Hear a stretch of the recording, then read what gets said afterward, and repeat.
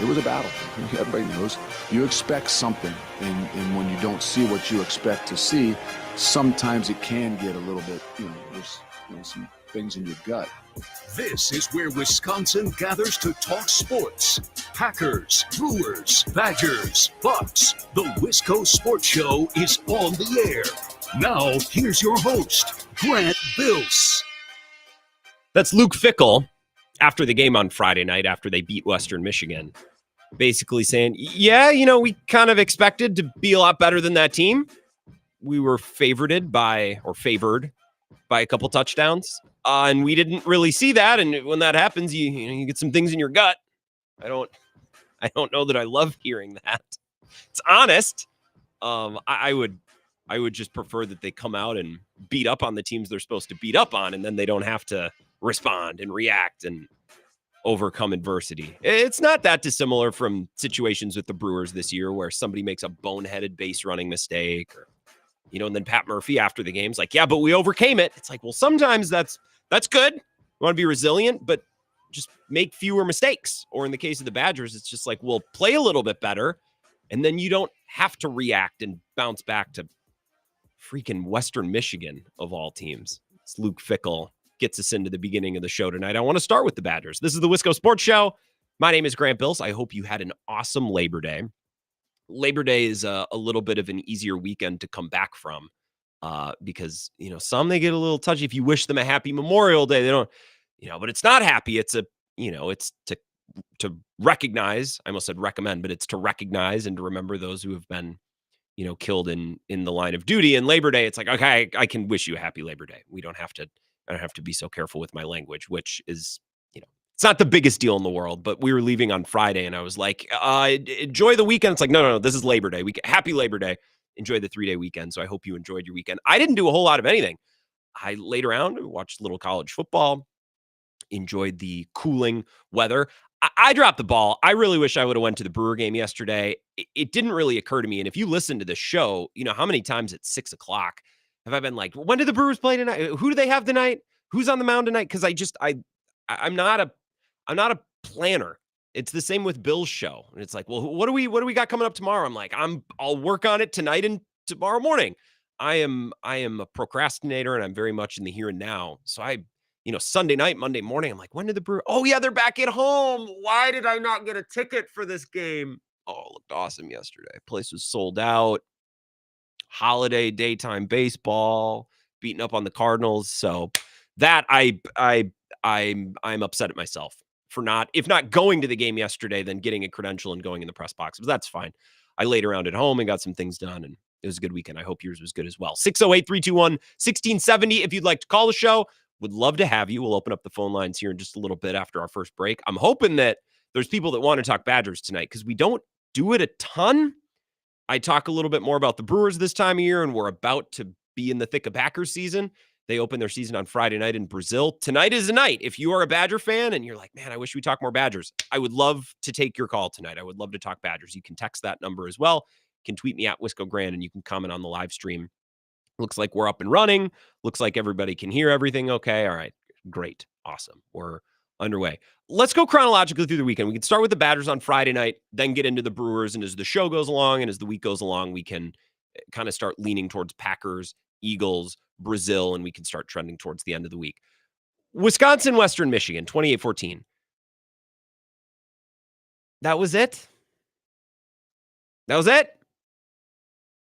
That's all that you're going to give us, Badgers, is what we got on Friday, 28-14.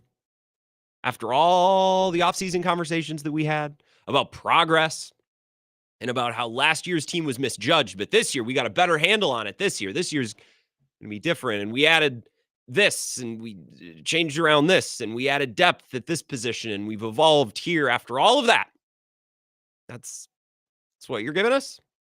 Okay. Trailing to a MAC team in the fourth quarter as a 3-touchdown favorite.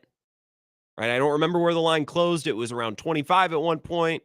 I remember checking it at another point last week. It was around 23. You're trailing to that team in the fourth quarter in your home opener under the lights. Ugh. And the turning points of the game were self-inflicted mistakes by the opponent. right? The biggest turning point in the game was a punt that, by the grace of God, hit a Western Michigan player on the back of the arm. It's not even like the punt returner botched it and you were there to jump on it. It was just a stroke of luck that it happened to hit a gunner for Western Michigan who wasn't even looking. That's the turning point. And the other turning point, and I guess the Badgers get more credit for this one, was a stuff on 4th and 1 that it was almost poetic. The play was made by Aaron Witt, who was a Paul Christ guy. It's not even like that was a Luke Fickell edition or someone they targeted in the transfer portal. That's a member of the old guard who's been here for a while now, back to 2019, I think, 2019 or 2020 when he redshirted once upon a time. That's a Paul Christ guy.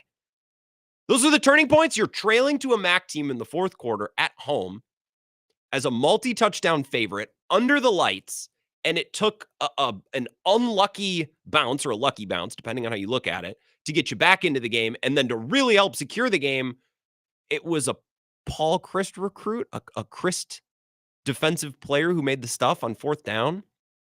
That's it. That sucked. That sucked. Well, Grant, they won. It's okay. My bad. Yeah. Sound the trumpets and shoot off the fireworks. Yeah. Okay. They won. That's the bar for success. That's the new standard for Wisconsin versus a MAC opponent at home, a night game.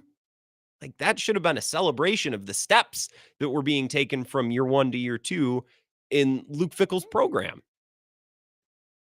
Fighting tooth and nail to fend off Western Michigan. And by the way, it's not like it's PJ Fleck, Corey Davis, Western Michigan. Like, Western Michigan, they're not, New Mexico State or Western Kentucky or other team. Western Kentucky is probably a bad example, but, like New Mexico State. I was looking at the last couple of seasons of Badgers football. It's like, when was the last time they really waxed an opponent? I think it was like 63-0. They beat New Mexico State. Like it wasn't that, but it's also not the Western Michigan with PJ Fleck, his coach, and a top 5 NFL player, a top 5 pick on the offense. Like, that was not your granddad's Western Michigan, or it wasn't that long. It wasn't your uncle's Western Michigan, right? From the bowl game. What was that? The Cotton Bowl a couple of years ago? Like, that was a team that you should have been able to handle. And we talked about that to wrap up the show on Friday. We had Nick Osen on, and he was awesome. Gave us some talking points for the game, things to look forward to, some predictions as well.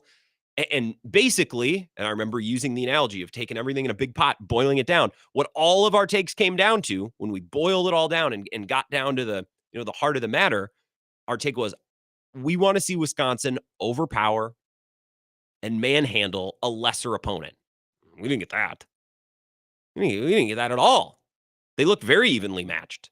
They got 1 sack. No other tackle for losses. No other big plays along the defensive line where they were overpowered. Nope, nothing like that. They got 1 sack. That was it. It was the only negative play that they forced. Other than penalties. But the only inflicted negative play that defensive line made, there was 1 sack. And that was it.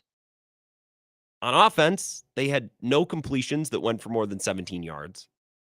Tyler Van Dyke had 36 attempts, and I heard Jesse Swing mention on the camp with Zach that I was listening to on my drive into work this morning. 3 of those pass attempts went more than 15 yards in the air. 3. And that's it. That was a lousy watch. That was a lousy watch. And not to go all Colin Cowherd here, but we're in a state with our sports teams right now, a state of being, but also the state of Wisconsin, where the Packers have everyone's excitement. Possibilities for this year and for the next couple of years in this window with this team, this roster that they've assembled. The Brewers are winning, and they're fun. Like, the Brewers were winning last year. This year, they're winning, and they're fun. Giving us players with really exciting performances, what Adames is doing, and I want to talk about that in a sec, what Churio's doing, what they're doing with this pitching staff, Murphy, who we all love. Like, I'm about to, I think, really enjoy this Packers season. I'm really enjoying this Brewers season. Man, that was a lousy product on Friday night. Those fans sat in Camp Randall for like 4.5 hours. The game didn't end until 11:15 p.m. Pass. Ugh. That's it? That's what we got. After months, weeks of anticipation and thought about progress and evolution in year 2, and it looked exactly the same. So don't tell me, well, it's only 1 game. It's only 1 week. Don't overreact. Yeah, but it's not only 1, because it looked like all of the games that we saw last year. What were there? 13 games last year, including the bowl game. So really, it's 14 games. It's not just 1 game, because that game looked exactly like, it looked like we just picked up last season right where we started. And I don't know, maybe I took the cheese, or maybe they're about to look way better against South Dakota this coming weekend. I don't know, but that sucked. The product was lousy, and it looks like really not much has changed since last year. The Brewers, on the other hand, as I was saying, not a lousy watch at all. They were an awesome watch this weekend. They're fun. They hit home runs. They run the bases. They manufacture it. They do a little bit of everything, right? Variety is the spice of life. The Brewers provide variety offensively, and they've really, really, really been performing. Montas and Savali, and knock on wood, Savali's going tonight, but their additions have really performed. Their bullpen has gotten healthy and rounded into shape. Freddie hasn't been the elite ace starter, but he's been a lot more productive and a lot more efficient the last couple of starts, which I will take considering their bullpen has been excellent and they're scoring runs. And I think that's kind of the idea behind the way that they've coached Freddie. It's like, dude, just pitch to a little more contact. We'll probably still win. Right. And we could talk about how much Freddie is worth as a pitcher and how we feel about him in an elite matchup in the playoff. That's fine. But no, he's rounded into form as more of an effective pitcher. I wouldn't say an elite pitcher, but an effective pitcher. It was a blast. Hell, even Bryce Wilson was great for 3 2/3 on Sunday. And then they won yesterday. That game was a blast. Some huge home runs, a sellout crowd at American Family Field. This team often goes as Adames goes. And that's really been the case from the rip since he got here in 2021. Now, this team doesn't rely on Adames like previous teams, but they feed off of Adames all the same, like the last couple teams since he arrived from Tampa Bay.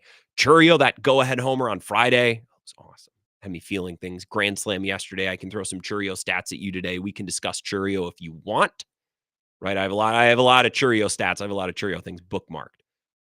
The one main thing that I took away from this weekend watching the Brewers, and it hit me yesterday when Willie hit his 5th home run in 5 games, 3-run tank, home run number 29 on his 29th birthday.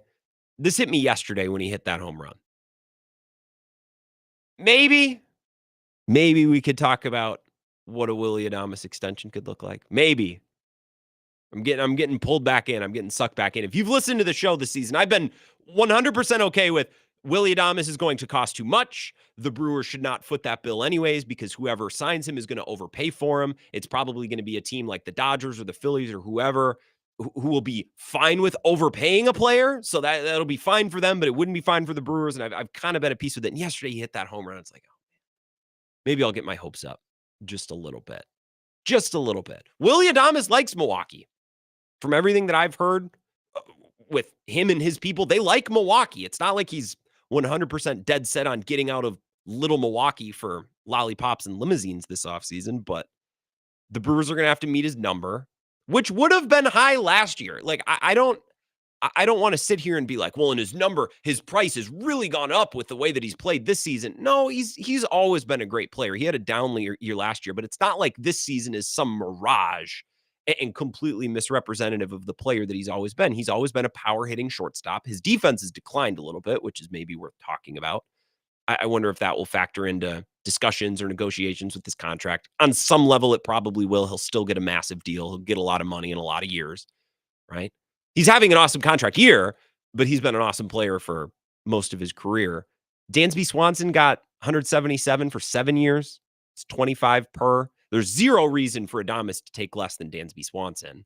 Corey Seager got 10 years, $325 million. That's 32 per. I don't think he's as good as Seager. I was comparing some stats today, but he's up there, right? If another team wants to give Willy Adames 7+ years, 28 million or more, I think the Brewers are just out. But I do think the Brewers are going to try to offer him a high price deal that doesn't completely and totally throw their finances out of whack. And maybe there just won't be a reasonable number that the Brewers can meet. But I don't think they're completely out on the idea, right? They'll try to put together some offer that is their best version of an offer. I'm just interested to see how aggressive the Brewers are willing to maybe be. Because watching him this weekend, I'm like, man, that would suck for him to leave. And for the most part this season, I've been okay with the idea of him leaving. But now I'm like, God, maybe his agent misplays it a little bit. Scott Boras has been known to push it too far, and maybe he needs to come back on a pillow deal to do it again. Probably not. I think the only way that happens is if an agent botches it. Boras has been known to do that. I don't think his agency will do that. I don't know. I don't know how aggressive the Brewers would be willing to be, and I don't know how aggressive other teams, right? We'll have to see what the market is, but at the very least, my imagination and my heart got going. It's a little bit. It's like, man, are we sure? Are we sure that the money isn't there? Are we sure that there isn't a deal that makes sense for Adames to stay in Milwaukee? Probably not. But maybe, just maybe. I opened the door in my fandom just a little bit to maybe consider what that would look like. So if that's something you'd want to discuss, would love to talk about that with you. And I also want to take your calls on the Badgers. We got loaded phone lines, so let's take a break. We'll come back, get right to the phone. 608-321-1670. Your thoughts next on the Wisco Sports Show. This is the Wisco Sports Show with Grant Bills on the Wisconsin Sports Zone Radio Network.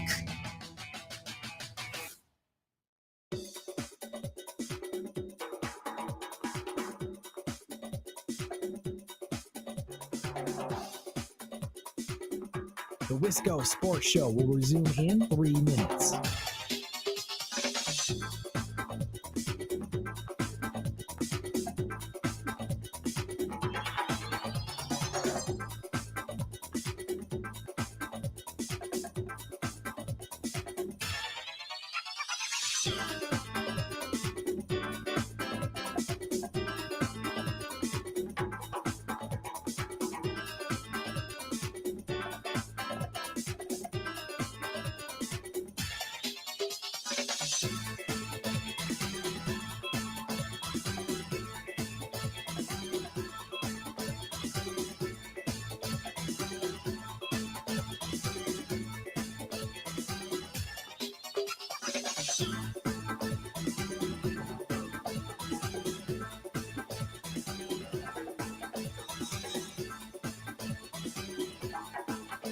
The Wisco Sports Show will resume in 2 minutes.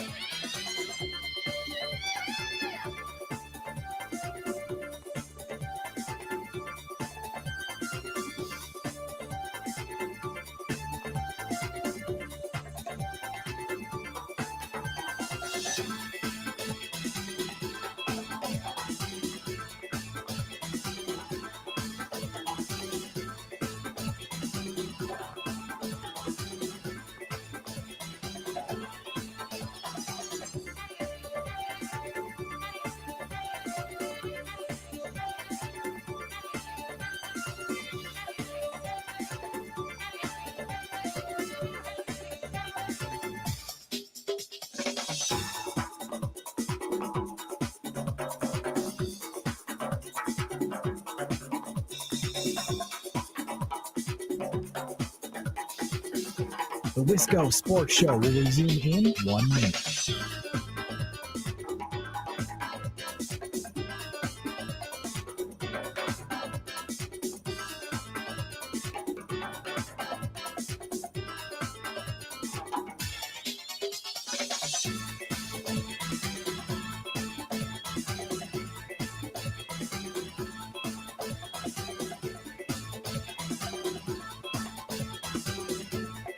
The Wisco Sports Show will resume in 30 seconds.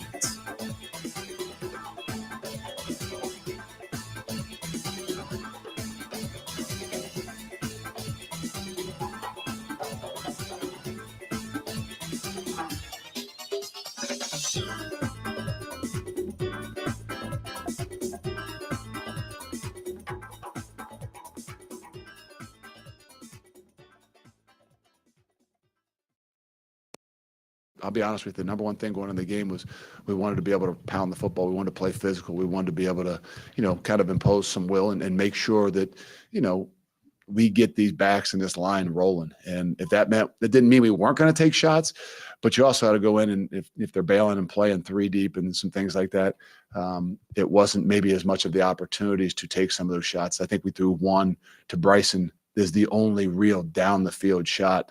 And so give them credit. I mean, they did a good job of staying on top of those things and not giving us some of those opportunities. That's Luke Fickell post-game, and I don't know what the question was, but I would imagine the question was something along the lines of, doesn't Phil Longo want to push the ball deep? Yeah, okay, maybe we don't want the full-fledged air raid here, but they took like 2 or 3 pass attempts. I think it might have been 3. Jesse Temple talked about this on the camp with Zach. They took like 3 pass attempts out of the 35, 36 that were thrown that actually went 15 yards or more in the air. Like they didn't push the ball down the field. And Luke Fickell's like, well, it wasn't really the game plan. We wanted to come in and establish a physical presence in the run game. Okay. But I'm going to be 100% honest with you. If that was the game plan and that was the focus, that didn't blow me away either. Like, it was a lot of 3-yard runs. Okay, fine. Like, if 15, 16 play drives are your thing, they're not my thing. You need to create explosives somehow. Well, we wanted to establish dominance in the run game. Okay, I don't know that it looked all that dominant. So first blush, that answer made me feel a little bit better, and then I immediately felt worse. 608-321-1670, loaded phone line, so let's really try to deliver the information quickly so we can get to everybody. 608-321-1670, caller number 1, Wisco Sports Show. Who's this? Excellent start. Man, we can only go up from here. Line 2, Wisco Sports Show. Who's this? Grand Bills, it's Thomas Greeny. How you doing? I'm great, Thomas. How you doing today? Good. Had a good first day of classes here on campus, and I'm really just excited for a strong start to the school year. Yeah. I want to dive right in since, again, we are short on time, me and you. Number one, I looked at the UW Eagles football schedule, and I'm ready for another prediction. Thomas is going to predict a very strong 8-2 season overall, and that includes non-conference. If we look at conference schedule-wise, I think we have a very... Thomas, I can't do this today. I'm sorry. Call back later on in the show. We can do UWL football. I'm sorry. I want to stick with the Badgers. 608-321-1670. Wisco Sports Show. Who's this? Hey, it's Andy in Altoona. Hey, Andy. What's going on? Hey, so Willy Adames, I agree. I really want to find a way to keep him. And if history tells us anything, there is one group of people in Wisconsin that can make it happen. Elementary teachers. How so? Do you remember what happened to Robin Yount? Have you seen the video of Robin Yount? Maybe I haven't. Maybe I'm uneducated on this. Tell me. So when Robin Yount was up for a contract, he was looking elsewhere. And there was this huge effort in Wisconsin where elementary teachers were having their kids write letters to Robin Yount. Oh, yeah. And he later spoke about it and said reading those letters was the reason he stayed in Milwaukee, because so many kids wrote him letters telling him to stay in Milwaukee. That's how we do it, Grant. We gotta start the campaign. So I'm all in on that, Andy, and I appreciate you listening, and good luck in the new school year, because I believe you're a teacher, if I remember correctly. And I guess it doesn't matter. Your point is an excellent one, regardless. Willie likes Milwaukee. From everything that I've heard, he likes Milwaukee and would be fine to stay. It's just he's worth a lot of money, and the Brewers are somewhat limited in what they can pay. Up until this point, I was just discounting that possibility completely. Like they're not even interested. They're not even going to try to make it work. And yesterday, I'm like, oh, but what if they did? 608-321-1670, Wisco Sports Show. Who's this? Hey, Grant. Here to talk about the UW Whitewater football schedule. Are you sure you want to win-loss the whole thing? I feel bad. I can't. And it's Thomas's fault, because if he wasn't the first caller, right as we're kind of picking up for the week and reacting to what happened, I probably would have went there with him, but I can't. Thomas, call back later in the show and we can do that. Yeah, not sure who's worse leading off the show, Pete Monona or Thomas in lacrosse. And yet they both call for they're their own worst enemies in that way. Like if they called later, it would be fine, but they do it to themselves. It's maybe not their fault. I feel bad, but yeah, let's talk Badgers. Anyway, Badger football. This kind of has a little fraud written on it to start the season. Mentioning the air raid when Fickle and Longo come in, only to really not have the air raid be their identity. I don't really get it. I think it was just poor marketing and salesmanship to mention that you're going to bring the air raid to Wisconsin, because, you know, what we saw on Friday, what was that? Was that the air raid? No, obviously not. That was Iowa. That was Brian Ferentz type offense. Yeah. It's kind of smelling a little fraud, this product we've been offering. However, there has been some takes that I kind of like, that they're playing the cards close to the vest so they don't reveal too much before the Alabama game. So crazy Badger fans, I think we can spin that into a positive point. That's actually an interesting take. Why completely empty the chamber against Western Michigan? So I'm going to buy that take just because I want to buy that take. I would be more willing to actually genuinely buy that take and believe that take if they weren't literally losing in that game into the fourth quarter. You know what I mean? Like if they were winning by 14 and like just kind of a boring win, but keeping the opponent at arm's length, then I would buy into that more. They were straight up behind. They were trailing that team until 10:30 on Friday night. That was getting a little dangerous. Yeah, and I would also buy that take a little, quicker if we've seen this offense work under Fickle and Longo, and we just clearly haven't. So absolutely kind of disgusted by the game on Friday, especially for a season opener, night game, Friday night, under the lights. Like, you're expecting to bring the energy, and that game was anything but that. But on the other hand, I don't think Greg Gard's ever been safer as head coach of the Badger basketball program. That was that's a good call, Cone. I appreciate it. That was one of my thoughts. It's like, we need to protect Greg Gard now more than ever. I still don't know what they are. And Cone, that's an excellent point. Maybe it's mismanaged marketing. We're just talking air raid, because maybe that's never what Phil Longo wanted to do.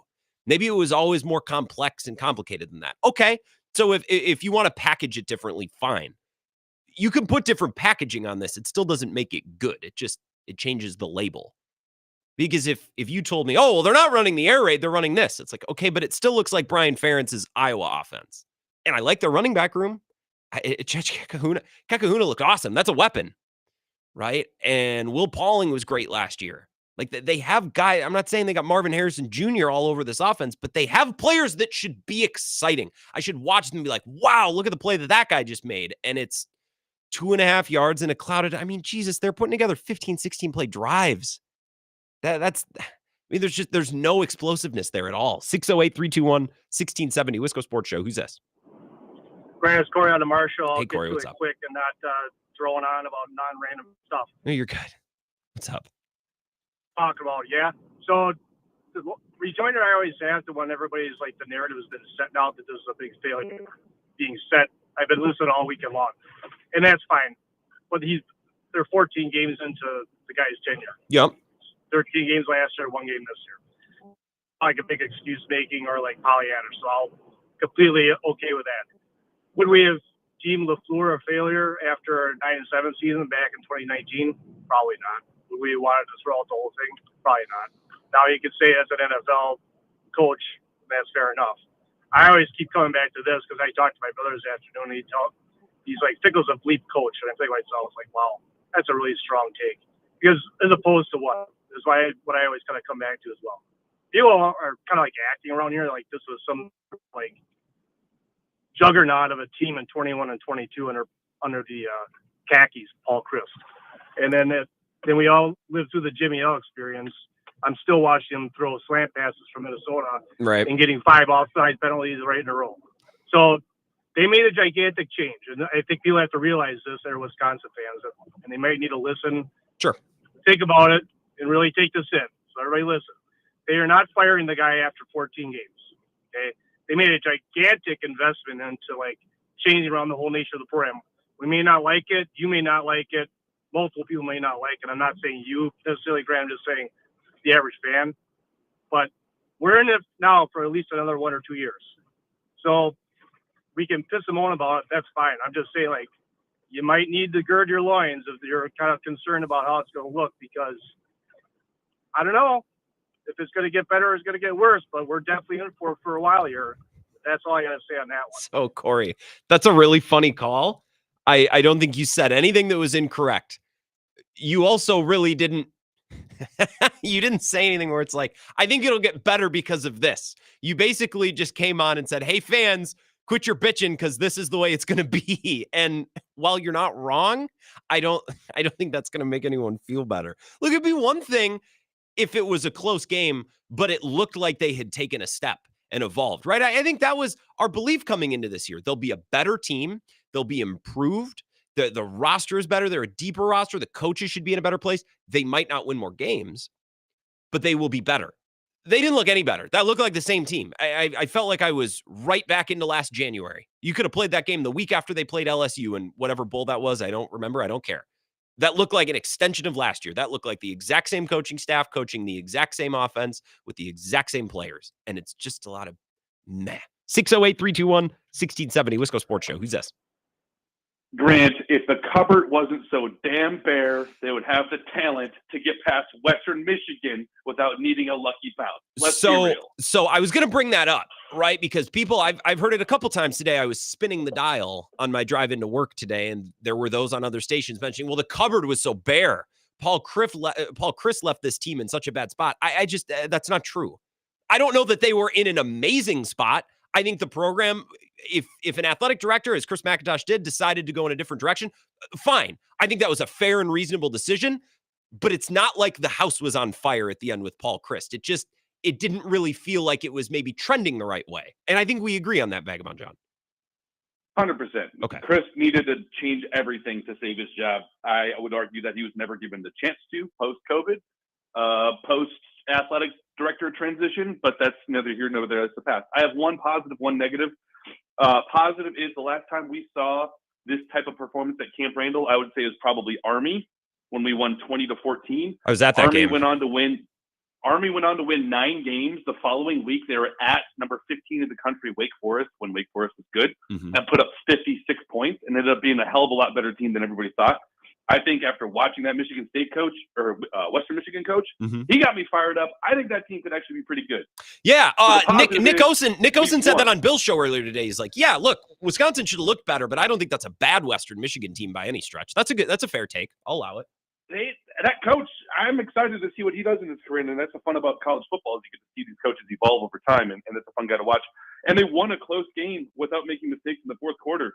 If you go through a season and you don't mess it up in the clutch, you let the other team make the mistakes and you take advantage of it, you're going to win a lot of games.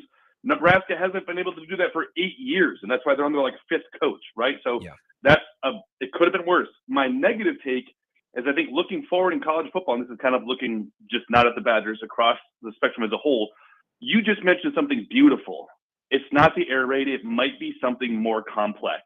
Well, here's the take.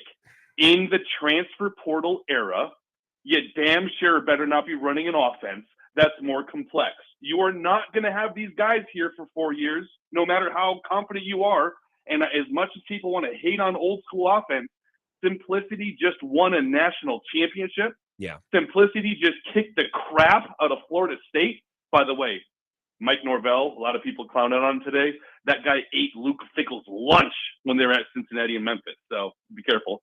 But, you know, as the grand scheme of things, if you're running a complex system that's going to take these cats 4 years to learn, that is worse, in my opinion, than running bully ball, which is what I refer to as old school Wisconsin football, bully ball, where players can come in, plug and play, do a simple job, execute well, and beat the crap out of the team they're supposed to beat the crap out of. It is worse in the transfer portal era to have a complex offense that takes so much time to learn. Keep the game simple. Don't be like Aaron Rodgers. Don't make things harder than it has to be. I like that. Just go out there and make it happen. And we haven't seen that. This is game 14. Of course, you can't fire them, but we need to see something better. Because Alabama, by the way, they were throwing the ball all over the field. They weren't holding back any of their playbook. So I don't know what we're doing. Their mistake. They're only digging their own grave. Vagabond John, that was a good call. And look, when I said the word complex, I meant more, not in a schematic standpoint, although that might be true. Maybe Phil Longo's like, I want to institute a pro-style offense, which is what they had before, right? So like it would have been more of the same. As much as we complain about the Paul Chryst era, that's basically what they were doing before. I meant more complex in a labeling sense. Like they called it the air raid when they got here, and maybe it wasn't the air raid. They just wanted to incorporate this. So we were expecting, Mike Leach, Chuck and Duck, and we were misled, and that's impacting how we're viewing what we're seeing. Look, label it however you want. It stinks, right? Like it's not like, well, if you try to view this offense as the air raid, it's bad. But if you label it correctly, it's unbelievable. No, it still stinks. They're still not scoring enough. There's no explosive plays. It's maybe we were misled to expect the air raid, but whatever this is, label it whatever you want. It's still not good enough. By the way, I'm surprised in Vagabond John, and to his credit, was probably just trying to be concise. When Boston College did what they did the other night, I messaged a group chat of buddies who listen to the show sometimes. I said, I book it right now. He will bring this up in a case against Joe Barry, or in a case for Joe Barry against Jeff Hafley. He tweeted it last night at 11:15. I have the screenshots to prove that I sent that message and the timestamp to show that I sent that message before Vagabond John tweeted what he did. I got to take a break because if you're on hold, Hang out. You can always call back later on in the show. I promise I'll get to you. I just got to get a commercial break in 5 minutes. I'll get to some texts after the break as well. More of your thoughts on the Badgers, or if you thought on Adames and the Brewers, what they're doing, we can do that as well. 608-321-1670. More from you next. This is the Wisco Sports Show with Grant Bills on the Wisconsin Sports Zone Radio Network.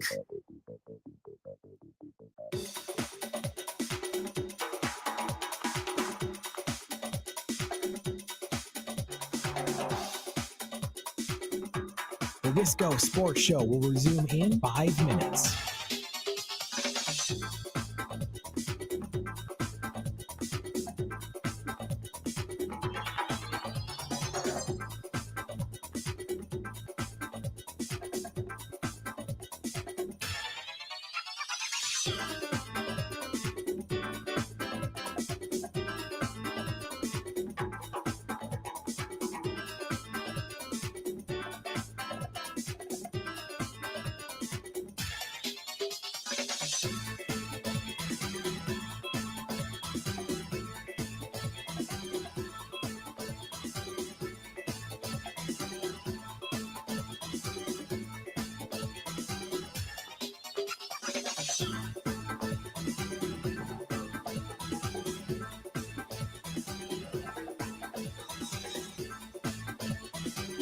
The Wisco Sports Show will resume in 4 minutes.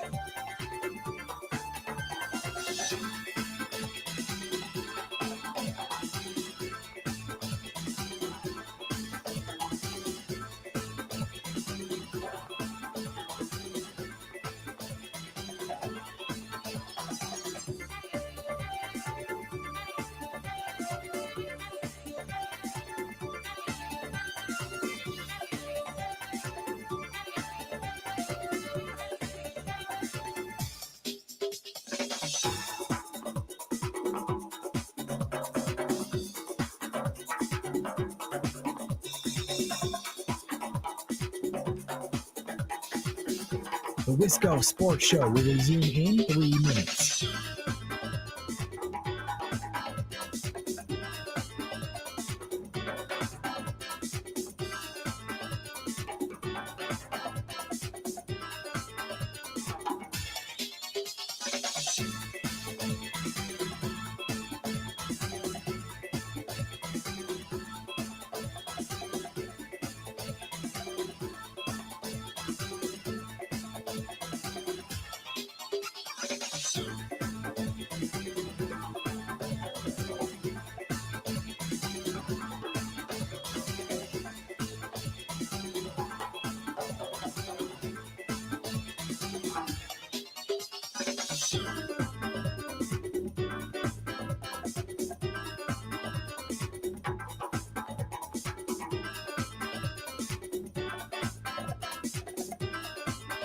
The Wisco Sports Show will resume in 2 minutes.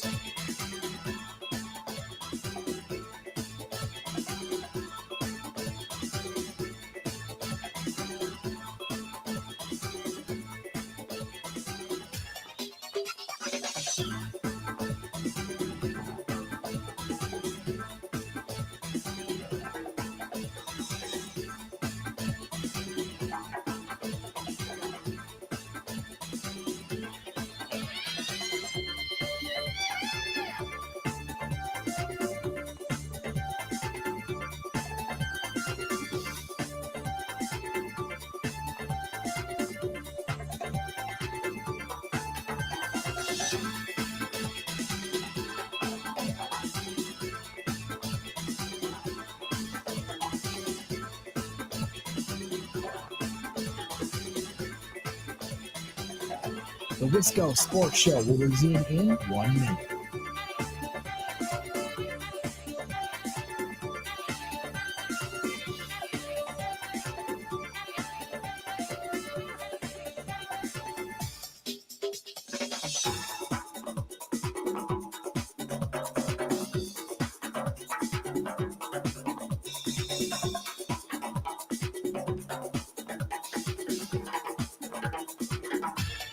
The Wisco Sports Show will resume in 30 seconds.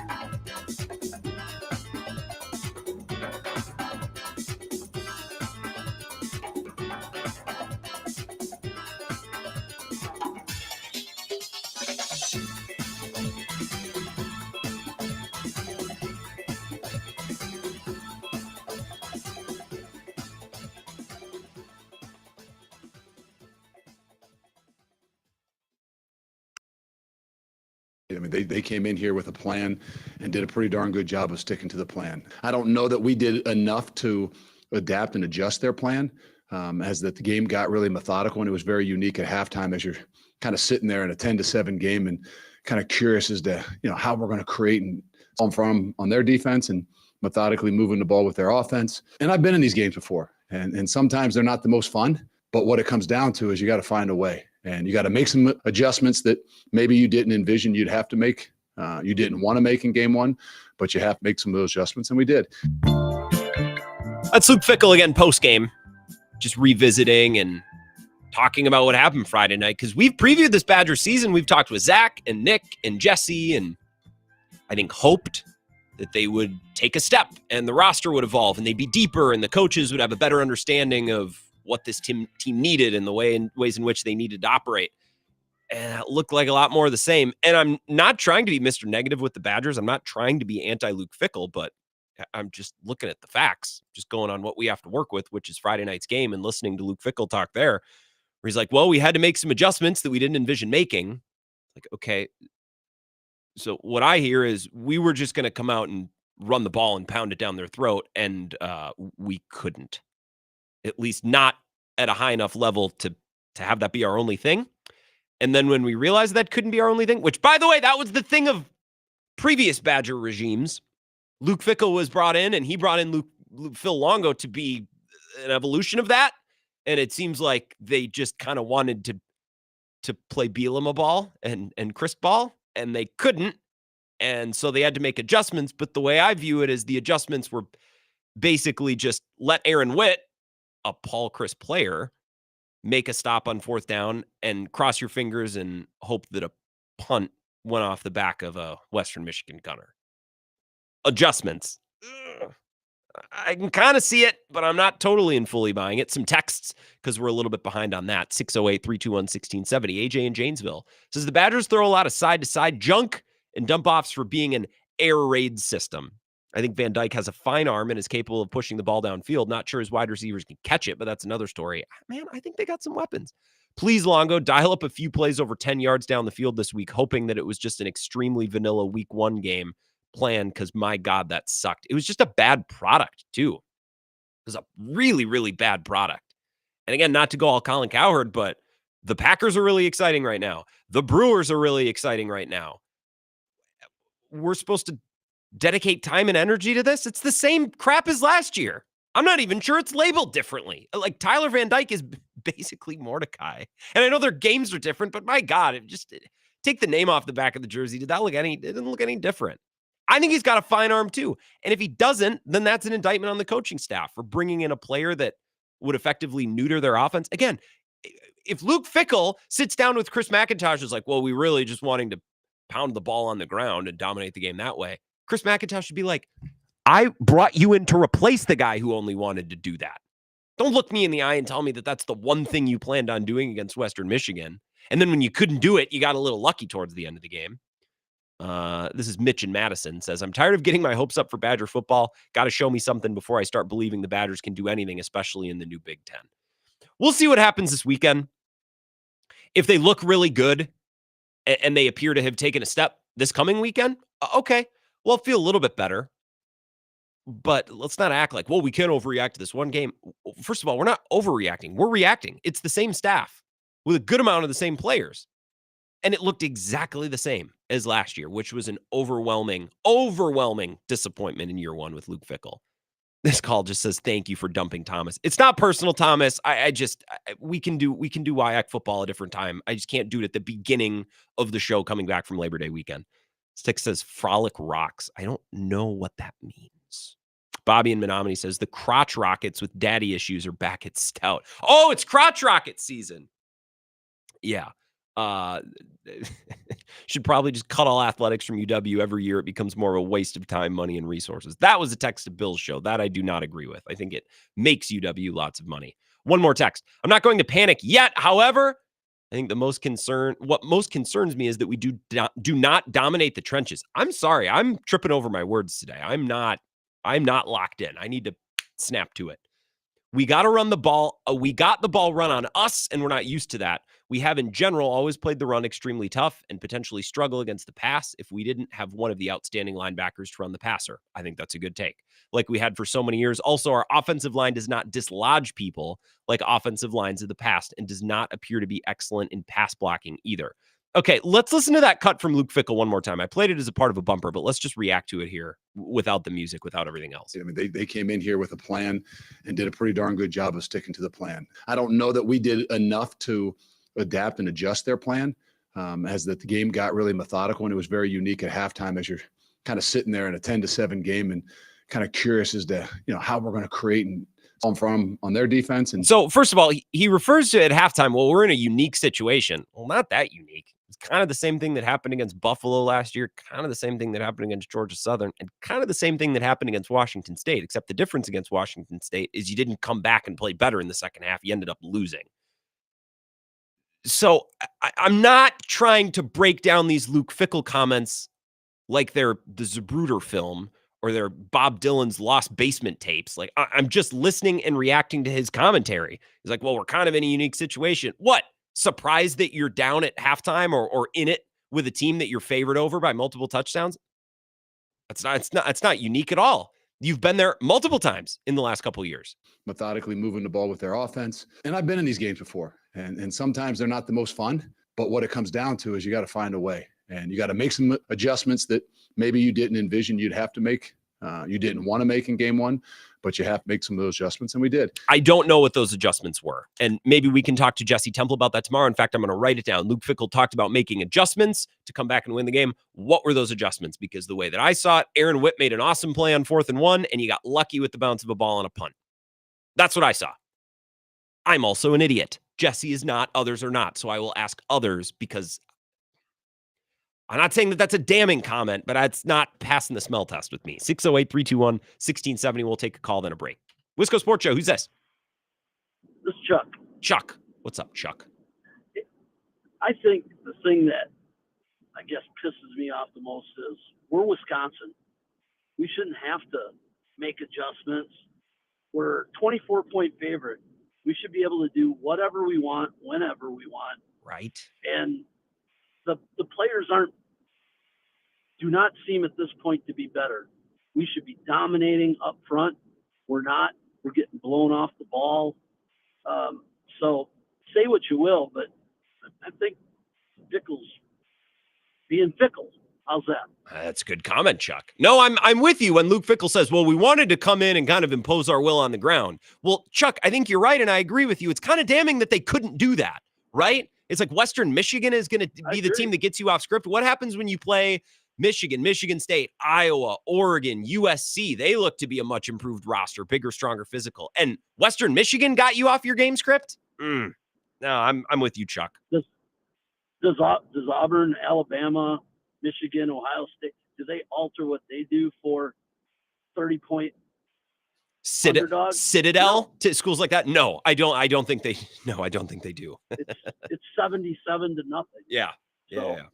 And look, Chuck, and that's yeah. I absolutely. That's a great call, Chuck. That kind of gets to what we're talking about. It's like, well, they had a great game plan. Okay, so what you're basically saying is they schemed you out of what you wanted to do. And they're allowed to do that. Like that's a hat tip to their coach and their players for having the game plan ready and executing it when they got there. But at some point, when you're favored by 23, 24, 25 points, you should just be able to come in, and the Jimmies and the Joes should be able to make up for the X's and the O's. And by the way, it's an indictment that they out-schemed you too. Like Luke Fickell shouldn't be getting schemed, circled. Phil Longo should not be getting out-schemed by coaches at Western Michigan. This is all so damning, right? The more that we talk about this, the more that I'm like, and that's another thing that's bad. That's another thing that shouldn't happen. I mean, again, I have a smile on my face. I'm enjoying the show today. This isn't the end of the world, right? The program isn't cratering. They did end up winning the game. There are some redeeming storyline. Well, that's really the only one, is that they won. That's just, I guess Tretch Kekayuna looks good. Okay. But again, the wide receiver talent, I think they've been talented at wide receiver. I don't think they've been bereft at the wide receiver position. I think their players have been better than the sum of the combined parts. It's just not good. Just what a wet fart of an opener. I could feel Badgers fandom collectively just going, oh, okay, all right, well, never mind. That's what it felt like on Friday night. All of Badgers fandom that was excited about the prospect of a jump in year 2, an improved roster, an improved offense, a more effective game. Everyone just went, oh, I guess, never mind. I guess. You know what I mean? Everyone, oh, never mind. I guess it was fun to think about for a while. 608-321-1670 if you want to comment. Text line, call, the live stream open as well. We'll wrap up hour number 1 of the Wisco Sports Show next. This is the Wisco Sports Show with Grant Bills on the Wisconsin Sports Zone Radio Network.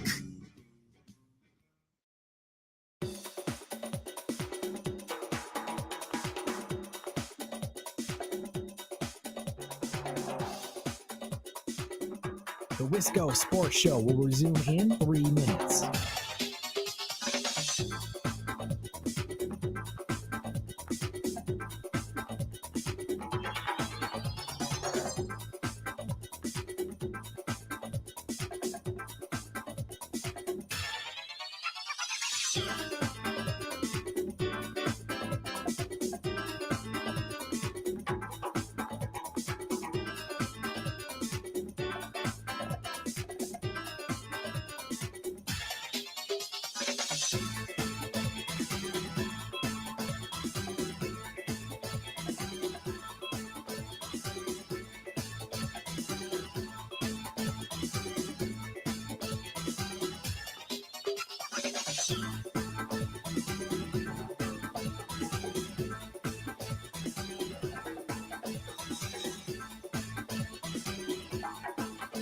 The Wisco Sports Show will resume in 2 minutes.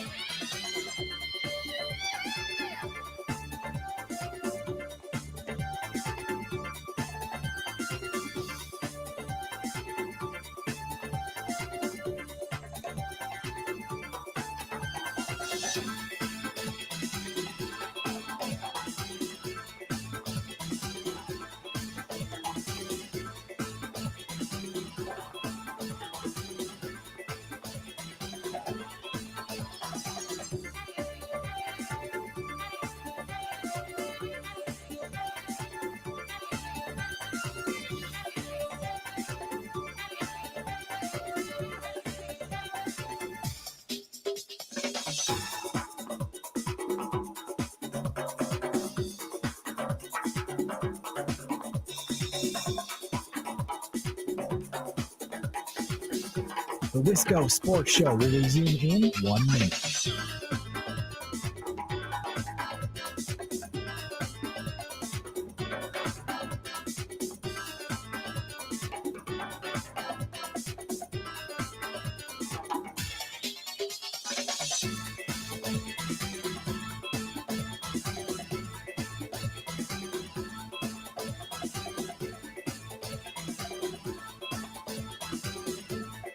The Wisco Sports Show will resume in 30 seconds.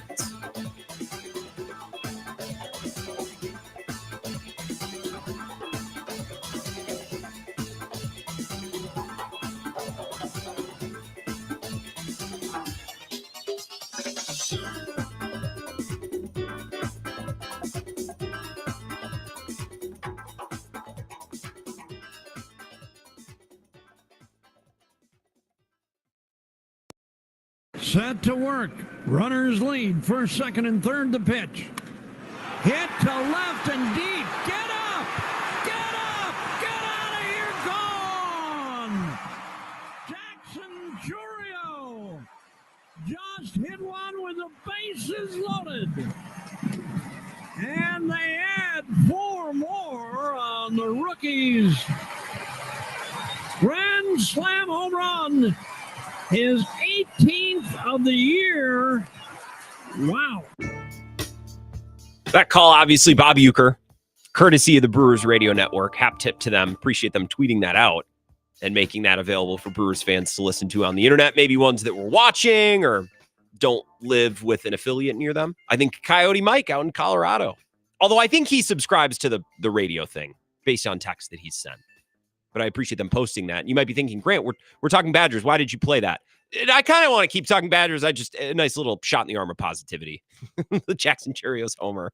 It just felt nice. It's like, let's mix in a positive soundbite. Let's mix in a positive cut here. 608-321-1670. Luke Fickell's well-spoken, and he says a lot of words, and I'm still convinced he's a good coach. I think he's a good coach. I think Luke Fickell's a good coach. And maybe I listen to press conferences a little bit differently. That's not my way of saying, by the way, that I'm just smarter. I just see through the crap, because I don't, but I listen to a ton of press conferences. And Luke Fickell basically was like, well, they did a really good job of having a game plan and sticking to the game plan, which I hear as, well, they came in with a better plan than we did and executed better than we did. And Luke Fickell's then like, well, we're down at halftime. That's a bit of a surprising spot, even though it shouldn't be. They were in the spot multiple times last year in the non-conference. And then he said, well, we made some adjustments and we didn't envision needing to make, and we capitalized. It's like, no, you didn't. You took advantage of a short field, and Aaron Witt made an awesome play on 4th and short. 608-321-1670. Time for a quick call before we break at 5 o'clock for Zach's update. Wisco Sports Show. Who's this? Hey, Grant, with Texan in lacrosse. Mike Byers with Texan in lacrosse. How you doing, Mike? Good. So here's my quick college football question. Got it. I'm a Longhorn. That's my alma mater. And big football fan, being born and raised in Texas, et cetera, right? Mm-hmm. So nothing matters more than Texas Longhorn football to me. I tell my wife there, she goes, yeah, right. Well, multiple things can be important. What's your question? Or your point? Thinking about going to the Michigan game. I had a buddy that thought he might go, and he goes, hey, you interested in going to the big house? He goes, what, you mean the big dump? So I don't know. I'm leaning towards not going, seeing if Texas goes undefeated, and then flying down to Austin to go to the Georgia game when they host number one in Austin. Okay. What's your thoughts? It's either Michigan or Georgia? Is that what you're asking? Well, not necessarily one or the other. It's like, I think I'm suffering from YOLO, It's like, I want to go. I think it might be an epic game, but I'm not sure. Well, I think both might be epic. I mean, going to the big house if you've never been, cool thing to cross off your list. That's something to think about. I don't know. I mean, Texas looked amazing. Georgia looked amazing. There were other blue bloods. I shouldn't use that word. There are other established programs that showed up in week 1 and flexed their muscles. And then there were some, Oregon, Michigan, Wisconsin, probably not comparable. We need to wait another week. Let's talk more about that idea. Sorry to run, Mike. Update from Zach Hopper in 2 minutes. We're back.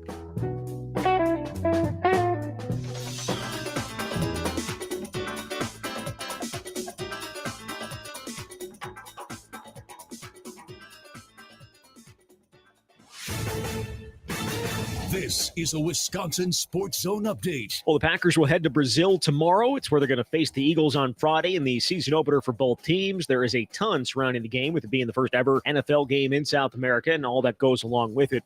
But Coach Matt LaFleur's message has been clear to the team. We're focused on Philadelphia. The circumstances are such, and if you draw your attention elsewhere, then I think you're doing yourself a disservice. So we're going to keep our focus on Philly. It's a really good football team, and they've shown a level of consistency over the last couple of years that's tough to deal with. So they got a lot of star power over there. They've added more players this offseason. Packers head to Brazil pretty healthy. Everyone but running back Marshawn Lloyd practiced at least on a limited basis today. One injury of note is for Romeo Doubs. Wide receiver's got a hand injury, but said he was able to do everything needed at practice today. Everyone in Philly also practiced at least on a limited basis. Again, the Packers and Eagles on Friday night. Kick is at 7:15. Turning to the Badgers, they're going to host South Dakota on Saturday. Wisconsin going to be looking for a more complete effort, especially in the red zone. They went 5 for 6 down there, but just 2 of those were touchdowns. After facing South Dakota, schedule picks up considerably as Alabama comes to town the following weekend. Rural Mutual Insurance. keeping Wisconsin strong. Farmers deal with a lot, including long days, stress, and fatigue. This is your reminder to take breaks, stretch, have a snack, and hydrate your body. Avoid farm accidents by keeping yourself healthy. Visit ruralmutual.com to learn how Rural Mutual supports Wisconsin farmers and prioritize safety on the farm. Rural Mutual Insurance, keeping Wisconsin strong. Well, the Brewers and Cardinals are back in action tonight as they face off in the second game of their series. Milwaukee comes in winners of 7 of their last 10 games and holding a 10-game lead in the NL Central. With this Wisconsin Sports Zone Network update, I'm Zach Heil-Pritt. It was a battle. Everybody knows. You expect something, and when you don't see what you expect to see, sometimes it can get a little bit, there's some things in your gut. This is where Wisconsin gathers to talk sports. Packers, Brewers, Badgers, Bucks. The Wisco Sports Show is on the air. Now, here's your host, Grant Bills. Yeah, I just don't love the comments from Luke Fickell. And I wrote down a question tomorrow. I wrote it down in my notes because I do this all the time. Where I'm like, I'm going to ask that guest about this thing. And then that guest comes on. I'm like, what was I going to say? There was something that I was wanting to ask. It's like when you come into a room and you're like, what did I come in here to do again? So I wrote it down. I said, I'll read you exactly what I wrote. A little bit of a view into my mind.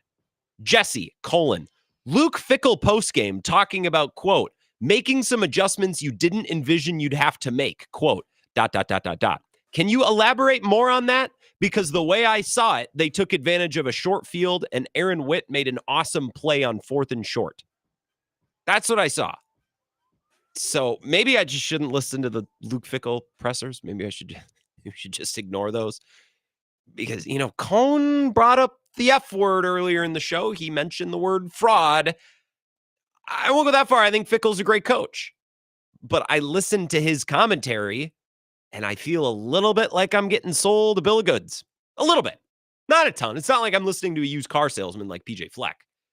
But some of his comments, like I shouldn't be able to pause a 30-second clip of his press conference like 2 or 3 times throughout and be like, that's not right. Nope, I don't agree with that. That really doesn't track. I feel a little bit like I'm being sold a bill of goods. I don't like that. I don't like that taste in my mouth. Before we took that last break, and by the way, if you want to join me to talk Badgers, would love to have you. 608-321-1670. And comment on the live stream. You can text that number as well. Tweet at me at Wisco Grant. Lots of ways to join the show. And if we get to the end of this segment and no one's calling in to talk Badgers, then we'll move. We'll talk a little bit about the Brewers, and then we can wrap up the show with the Packers, a little Brazil talk, and some other things going on around the NFL. But before we took that last break at 5 o'clock to get Zach's update, we're talking about Wis Texan Mike Byers in La Crosse. Long time WKTY listener. He said, should I go to the Big House or should I go to the Texas game where they host Georgia? What did he say? An SEC matchup. I think both are, Mike, short answer, both are good. I would probably, if you got the money and the time, go to the Big House. Cross that off your list. If you got the money, honey, I got the time. I don't have the time, but I would need you to have the money. Go to the Big House and cross that off your list. Okay. If you've been to Longhorns games in Texas, which I'm assuming you have, go cross something else off your list. That would be my advice, even if the game isn't as good or the matchup isn't as significant. Michigan and him mentioning the Wolverines brought something up in my mind. There were a lot of, let's say, top 25 schools that flexed their muscles this opening weekend. Missouri, Utah, Kansas, Oklahoma, Georgia, although let's put Georgia to the side. I don't want to compare Wisconsin to Georgia, but I feel like we compare Wisconsin to Kansas. We should, on some level, be able to compare them to Utah. We're not going to compare them to Ohio State, but Oregon didn't flex their muscles. Oregon beat Idaho. They beat an FCS opponent by 10. Okay. That interests me. I'm excited now to watch Oregon next weekend. Like, what's going on then? What is going on there? I'm interested. I think Oregon's great. And I wouldn't be surprised if they're a close second behind Ohio State in the Big Ten by the end of the year. My point is, there were teams that fell into 2 buckets in week 1. There were college teams that showed up and whooped ass. There were plenty of them.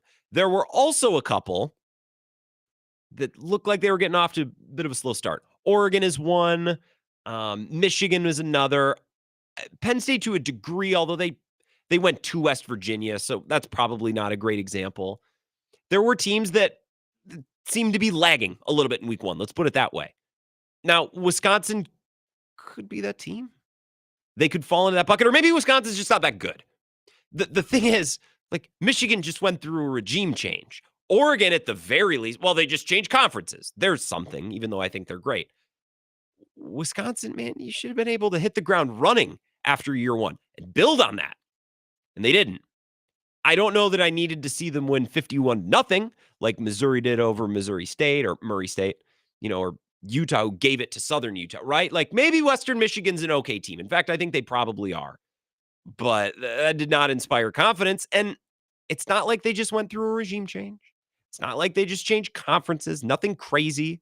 They have a new quarterback, but it's an experienced quarterback. It's not a rookie. It's not a freshman. It should have looked better. 608-321-1670. Let's take a couple calls as long as the phone's ringing. We'll talk Badgers. Wisco Sports Show. Who's this? Grant, good day to you. It's Badger Bloody Review. Badger Bloody, how you doing? Were you at the game on Friday night? No, I was not. I was up north. Okay, well, lucky. I wouldn't have wanted to be at that game. I can't sit there until 11:15, for God's sake. I can't. These games take too long. We shortened the wrong sport. I'm telling you. We sped up baseball. We should have sped up college football. For sure, yeah, I'm with you on that. No, I was baked on my buddy's couch watching the game, and despite that, I still had to second guess myself. What am I watching here? Yeah. First of all, credit to Western Michigan. They're a good MAC team. They are a solid MAC team, but they're a MAC team nonetheless. Okay, Badgers host point favorites. I was hoping to see something along the lines of about a 34-7 victory. Sure. Really no doubt in there. And kind of going off what you said, I wanted to see a little more all over the place. And regardless of the scheme, you're a D1 school, Wisconsin. The guys that you're recruiting should just be pushing these dudes around regardless of the stuff that you're dialing up. Yeah. So that's concerning. Yeah, it's Big Ten versus MAC. And again, if this is a close game and I'm giving credit to Western Michigan and their coaches, that's fine, Badger Bloody. But it's not like anything Wisconsin did blew me away. And I think they have some talent on offense, but there were really no crazy highlight plays. There was nothing awesome that got me exciting. It's just like, well, let's fart around here for 4 hours, and I guess by default we'll win at the end because of a stuff on 4th and short and a punt gone wrong. That's exactly the problem. It's the floating around and not looking like they showed up ready to take care of business. I was following a lot of the week 1 slate.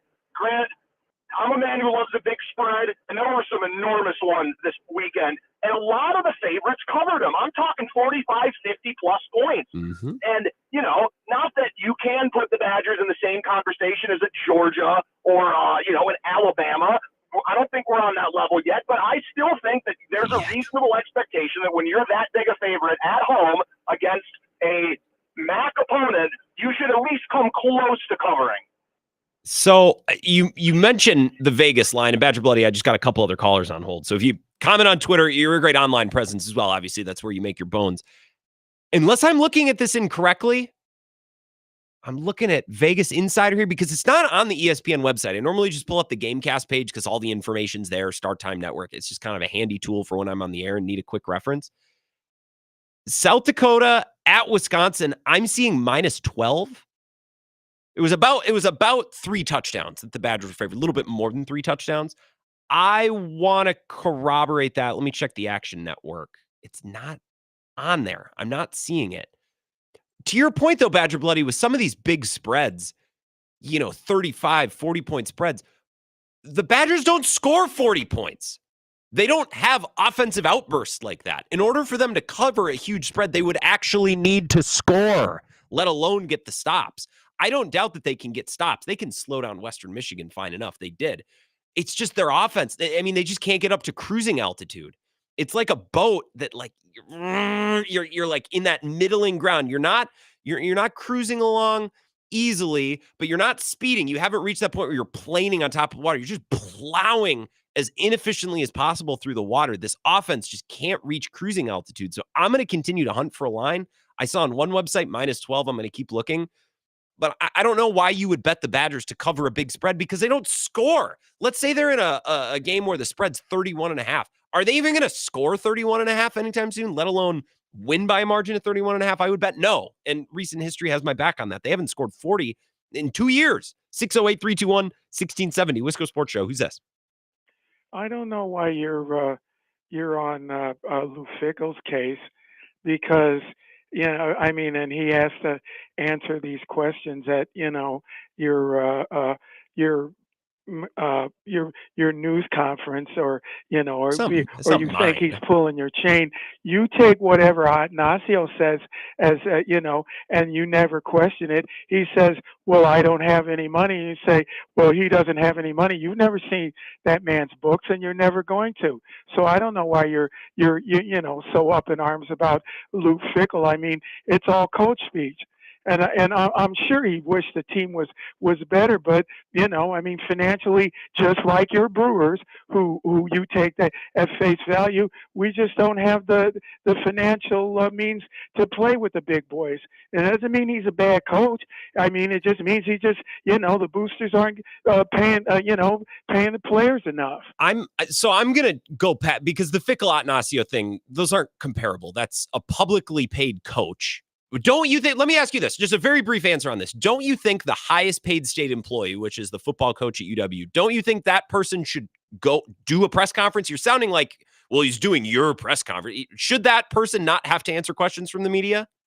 Yeah, he should. Well, he should answer questions, but it's like politics. It's all coach speech, or they answer their own questions. But I'll say it again.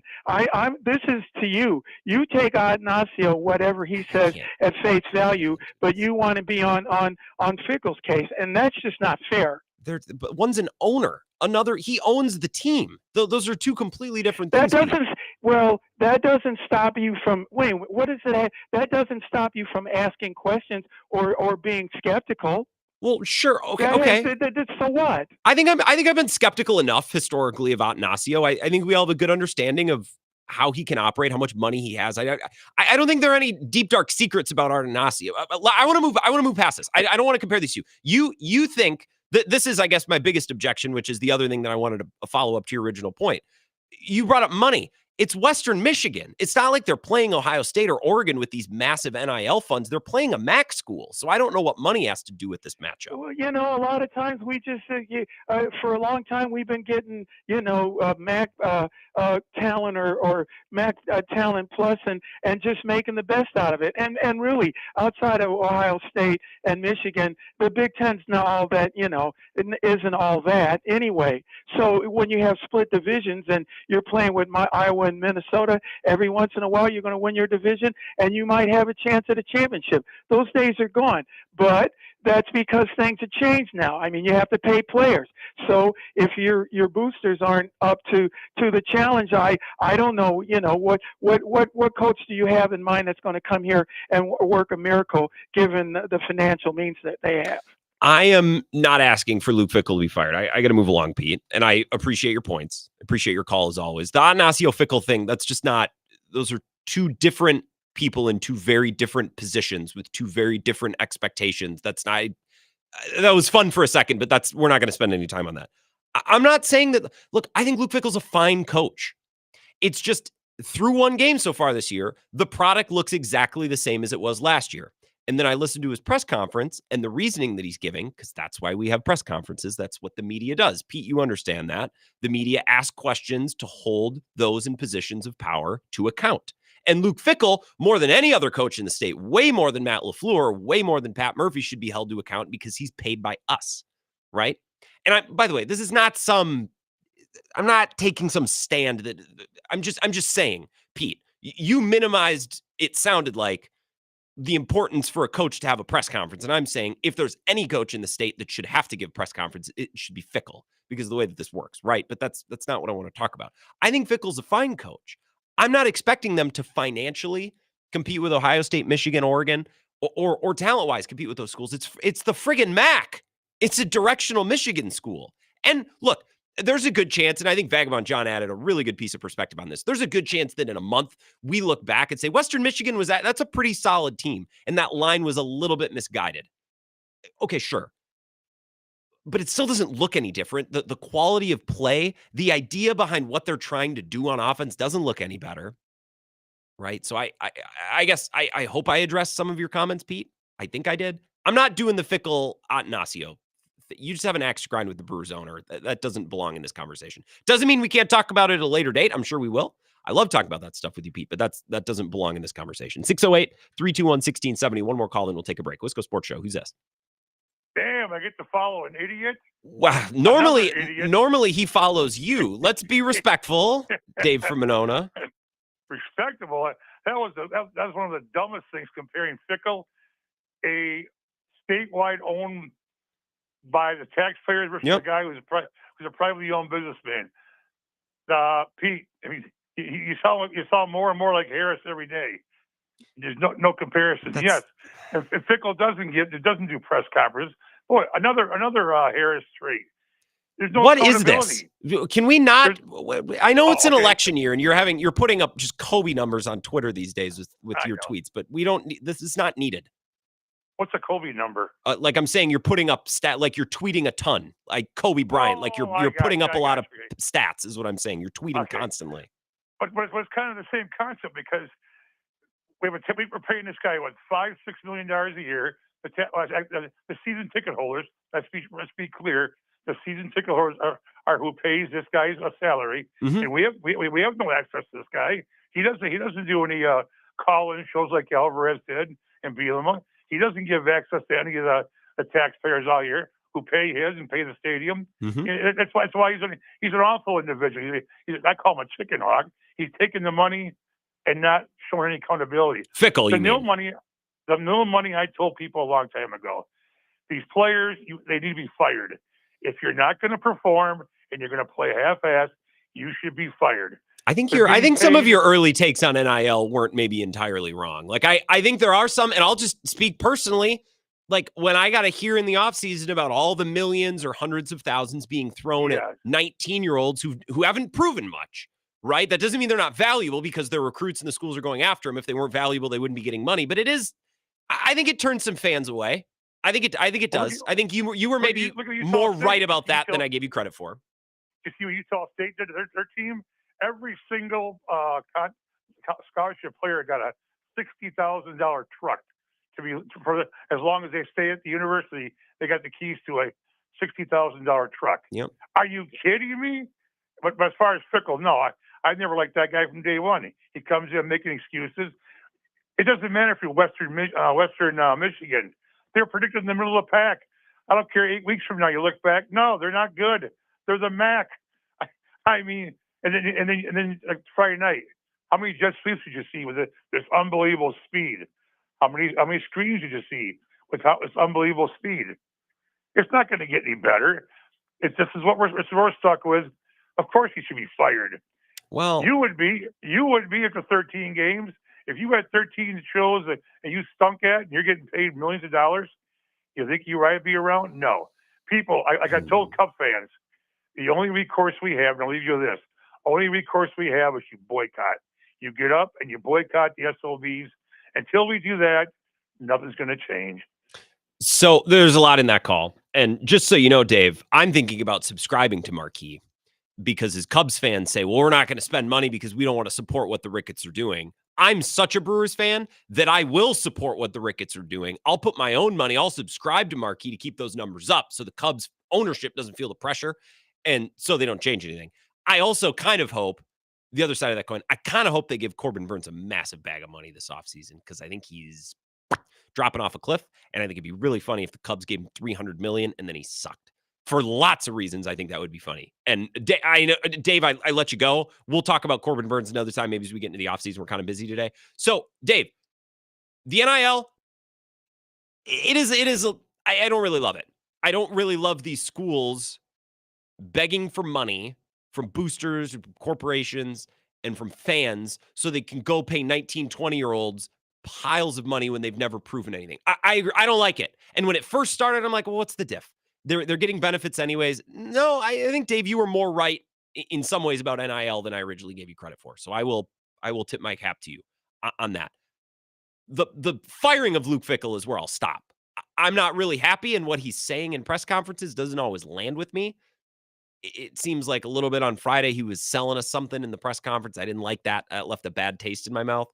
But that doesn't mean he should be fired. I want him to coach this team to be better. I want to see them improve. It was like when we were talking about Rich Bisaccia last week. It's like, I don't think he should be fired. I just want him to be better. I want him to deliver the results that he was expected to deliver when he was brought in. So, Dave, you take things to the extreme, which is why you're a very entertaining caller, and I appreciate that. We don't need the presidential... We don't, Dave, you bring enough sass without bringing politics into it. 608-321-1670. I'll get to some of your texts. We'll start to transition away from the Badgers talk a little bit, get into the Packers and the Eagles, as that's coming up later this week, and maybe a little bit more Brewers talk before the end of the show as well. This is the Wisco Sports Show with Grant Bills on the Wisconsin Sports Zone Radio Network.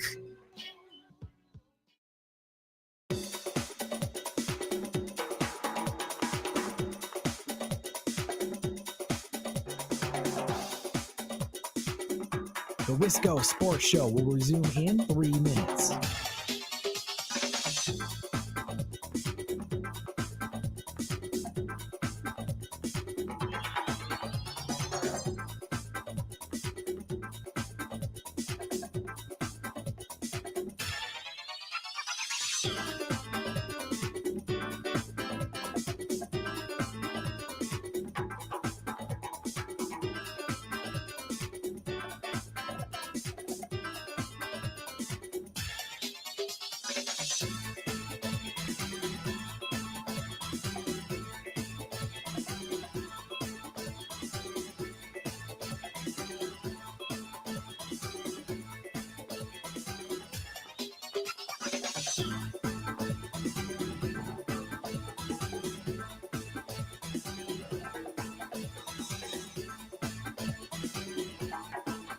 The Wisco Sports Show will resume in 2 minutes.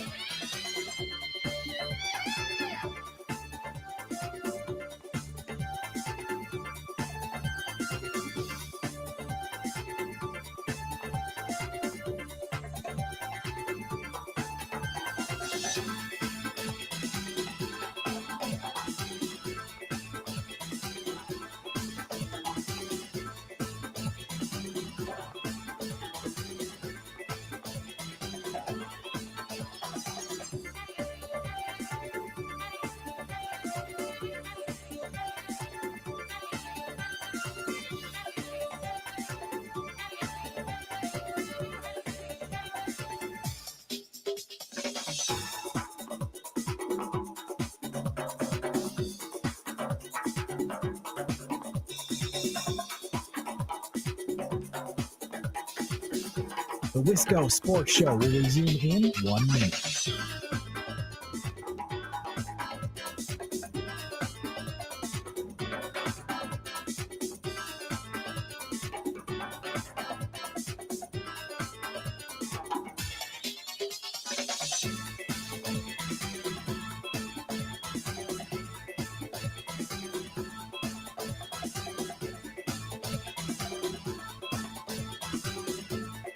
The Wisco Sports Show will resume in 30 seconds.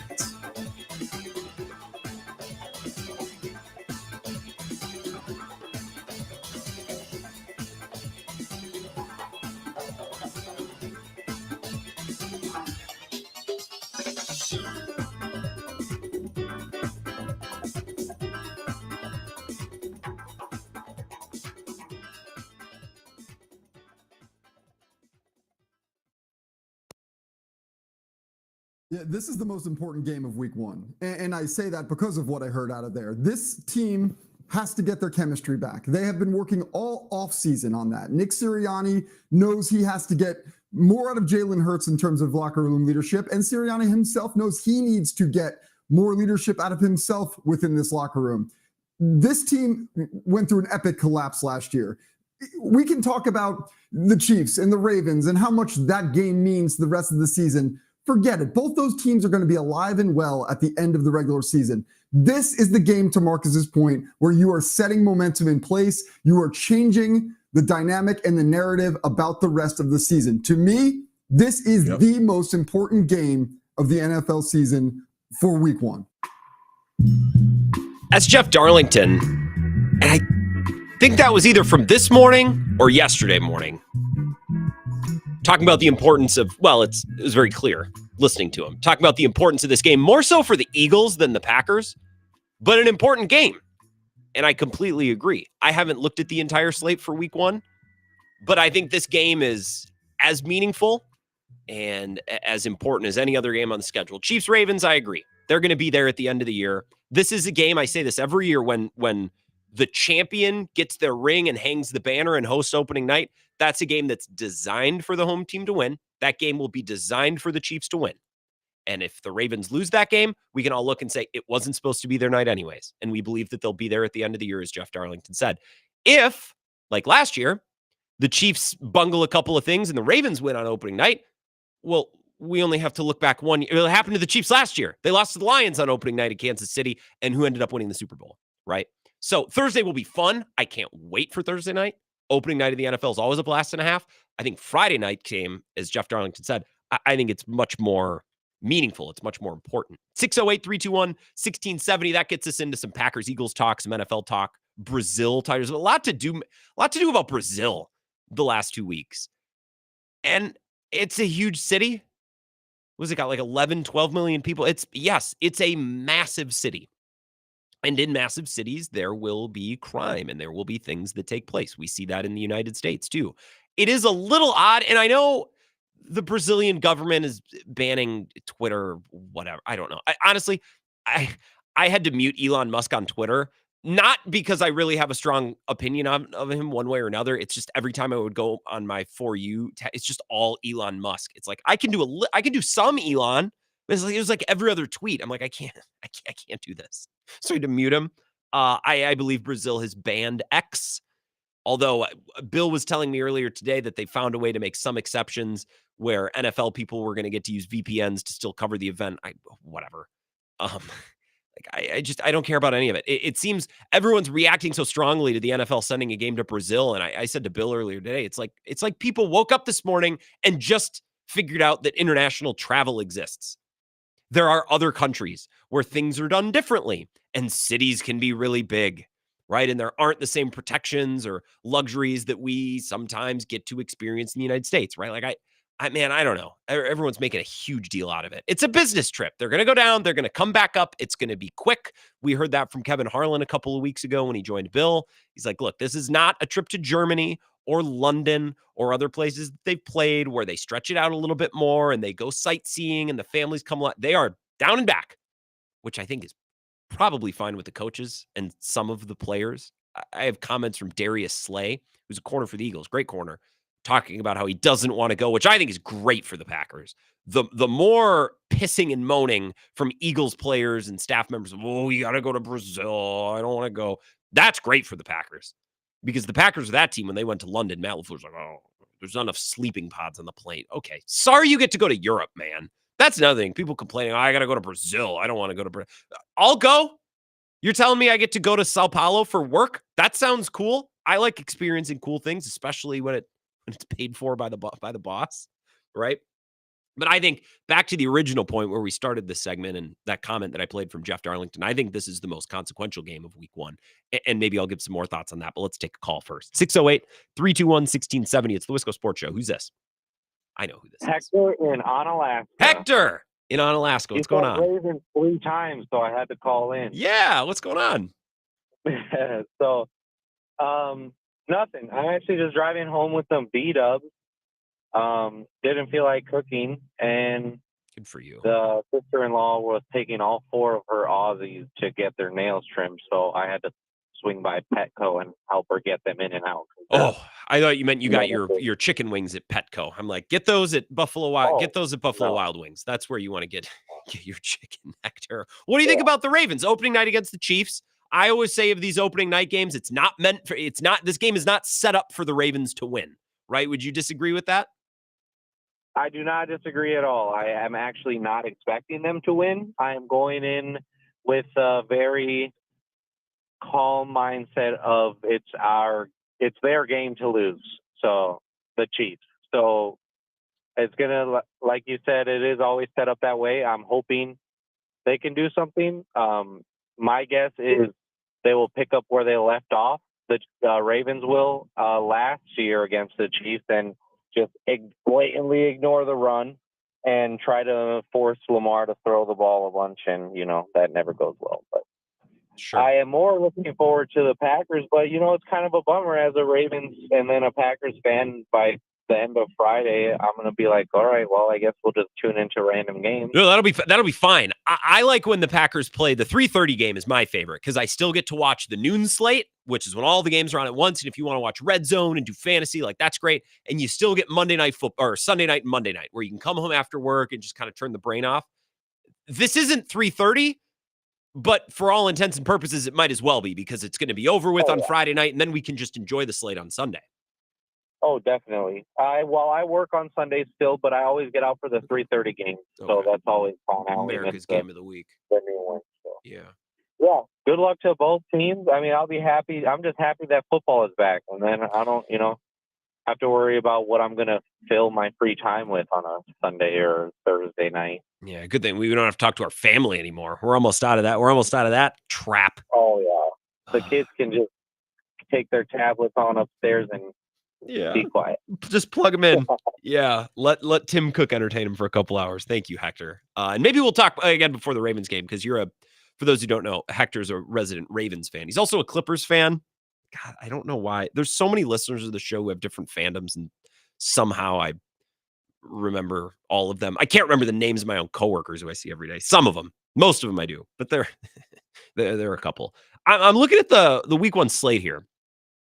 So I'm going to go through the games, and we're going to try to maybe find one where you could argue that that's a more important game than Packers-Eagles. Okay. Steelers-Falcons. Bills-Cardinals. No. Bears-Titans. I mean, if Caleb Williams looks awesome, that's definitely a game that we're probably going to talk about, but I'd still say no. Bengals-Patriots. Bengals start slow anyways, so even if the Patriots were to beat them, or the Bengals were to play really bad, as long as they come out healthy, there's not a result that would raise alarms. The Colts versus the Texans. I mean, Anthony Richardson, if he looks awesome, that's one thing, but the biggest doubt about Anthony Richardson is health. So it would just be one game. It would be a good conversation, but I don't think it would be the bigger story than Packers-Eagles. Jacksonville versus Miami. Nah. Carolina-New Orleans. Definitely not. Vikings-Giants. Sam Darnold versus Daniel Jones. Next question. Raiders versus Chargers. No, that's one of the 3:00 games. The one that no one will pay attention to. The main 3:00 game is Cowboys-Browns. I mean, if Deshaun Watson looks like a superstar again, maybe. Denver versus Seattle. Commanders, Bucks, no. And then the night game, Rams versus Detroit on Sunday night. That could be fun. I suppose Jets versus Niners on Monday night. That could be pretty significant. But the reason why I believe Packers Eagles to be really significant, and I played you that cut of Jeff Darlington basically saying on ESPN, it's the most important game of the weekend, is if we come out of Friday night's game and Philly looks disjointed and their chemistry looks poor and their body language is bad, we can draw some pretty harsh conclusions based on what happened last year, the way they blew out all their coordinators, the reporting that was done through ESPN about how Sirianni and Hurts really don't have that good of a relationship, and there's a little bit of a power struggle there. They don't believe that Hurts is the best leader, and Hurts really doesn't think that much of Sirianni. And the kicker to that whole story, the final line was basically, well, I don't think they hate each other, but they might just be able to work together. That doesn't engender confidence. Holy ball. They don't hate each other, you think? Hate is on the board? So if Philly comes out and they look like the disjointed mess that they did down this, I mean, and I'm not trying to be over dramatic, and maybe an Eagles fan would push back on this. If they come out and they look like another version of what they looked like last year and the Packers crack them, their season's done. Literally before the noon slate of week 1 even begins. I don't think is that too much? Is that too hard? I don't think it is. Eagles fans might not like that. But if they come out and the body language is bad and the offense looks like more of the same and the secondary is still a mess, which, by the way, I think Bradbury's hurt. I can look that up. And Cooper DeJean, which is a whole nother thing. Let me look up James Bradbury really quick in news. Eagles, I actually don't see anything. Eagles reveal current plan. Maybe he's healthy. I don't know. But then Another member of that secondary, which again, I'm bringing it up because it was bad last year, was the Iowa corner, Cooper DeJean. So if I look up Cooper DeJean, let me read you some quotes from their defensive coordinator. I'm sorry, I'm doing this on the fly. Vic Fangio. Vic Fangio is talking about how Cooper DeJean's far off, right? Here it is. Pro Football Network. Vic Fangio's brutal honesty could be exactly what the Eagles defense needs. Let me find the quote here. Okay.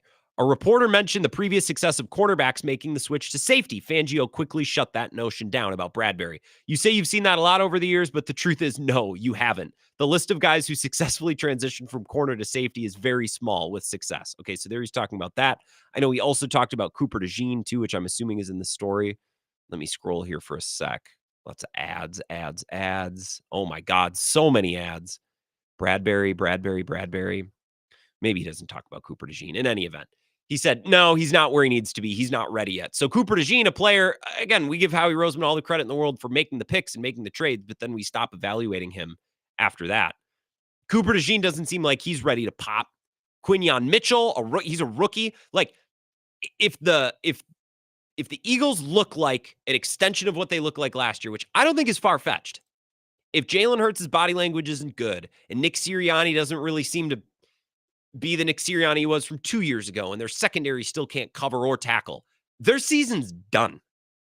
And that's a potential contender that you can cross off the list. And the NFC does not have a deep list of contenders. I gave you my Super Bowl bubble a couple of weeks ago. It was 2 teams from the West and 2 teams from the North. Nobody from the East, nobody from the South. And if the if the Eagles come out and they look like the same dumpster they did last year, that doesn't change. Then they're not a Super Bowl team. It's significant. If Jordan Love, imagine this, the other half of this game, and the half that you're probably more concerned about as Packers fans listening to this. If Jordan Love comes out and this offense looks akin to what Aaron Rodgers and the Packers offense looked like in 2011 to open the season against the Saints, where it's like, oh boy, they coming. Like, all the hype was real. All the weapons. Yeah, they are who we thought they maybe would be. Then that, I think, really, then there's an element of game on in the NFC with the Packers, where I think some, wisely so, and maybe we're doing this too, are kind of watching the Packers like, let's see how they start this year. Awesome stretch to end the year last year. Let's see how they start this year, right? I think there's a lot of preconceived notions, hopes, and fears to be either confirmed or denied on Friday night with the Packers and the Eagles in ways I just think there aren't with Chiefs Ravens, and there really aren't on any of the games on Sunday. Like, okay, if you think Deshaun Watson's going to come out and all of a sudden look amazing again, maybe. But that's about it. I mean, we'll get to see Caleb Williams for the first time. So there's that. But I just think there's a lot riding on Friday night's game in a way, as Jeff Darlington said, there isn't for any other games. I think that was a great point. That's why I cut it. That's why I wanted to play it on the show. All right, 5 minutes. We'll come back. Continue the Wisco Sports Show next. This is the Wisco Sports Show with Grant Bills on the Wisconsin Sports Zone Radio Network.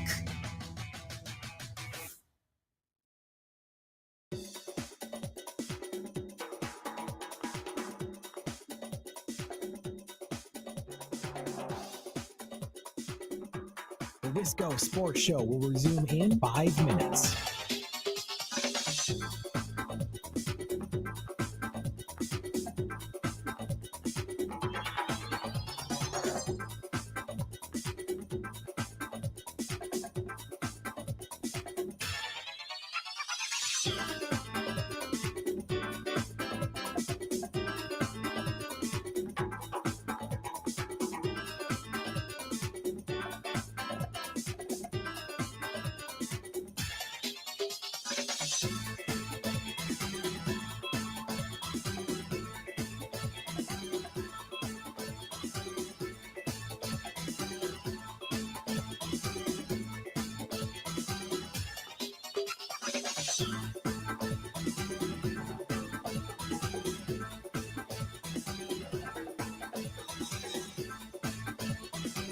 The Wisco Sports Show will resume in 4 minutes.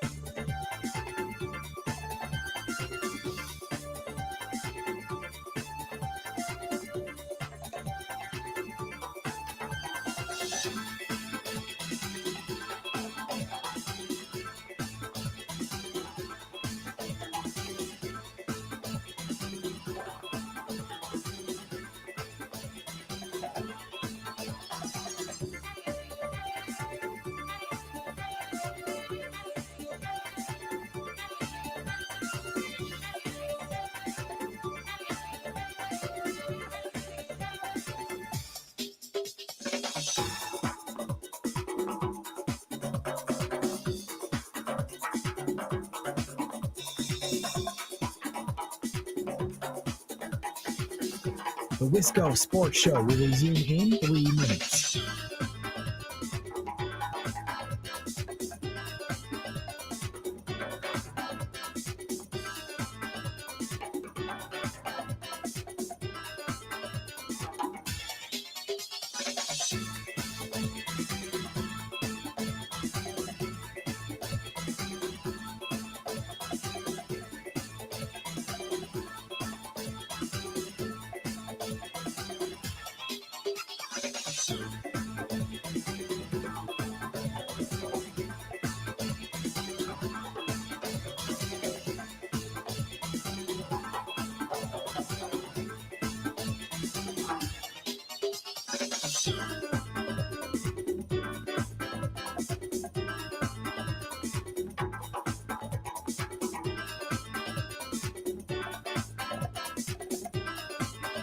The Wisco Sports Show will resume in 2 minutes.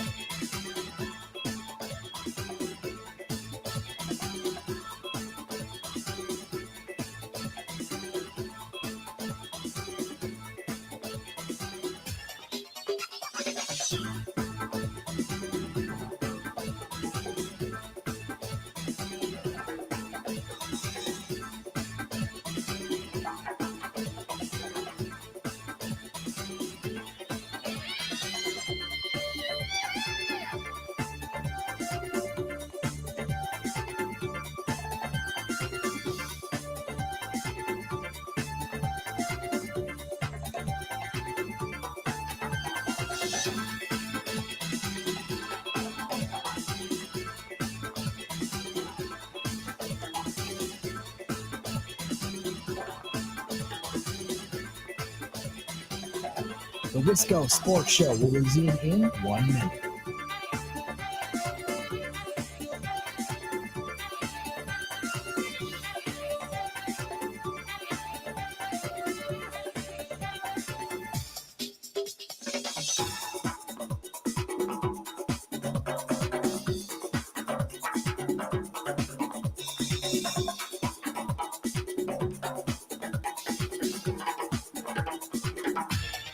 The Wisco Sports Show will resume in 30 seconds.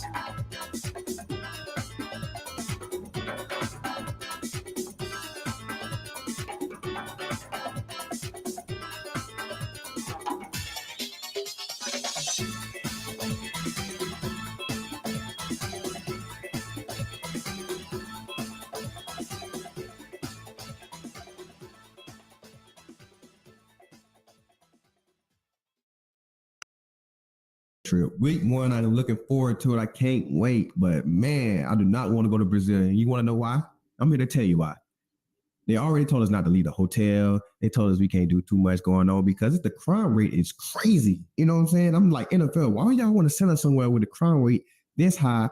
And like, we got the country. So, you know, the first thing people think is like something terrible can possibly happen. I told my family, do not come down there because like, I'm not going to be nowhere to be found. Really, I'm going to be in a hotel, chilling, minding my business, playing my game after a long 9.5-hour flight. So I don't have no intentions on doing that. I'm going to eat hotel food. I'm doing everything. But they said, yeah, man, it's going to be pretty crazy down there. You know, police said they're going to be, you know, try to be the best they could possibly be, the top flight security of the world, Craig.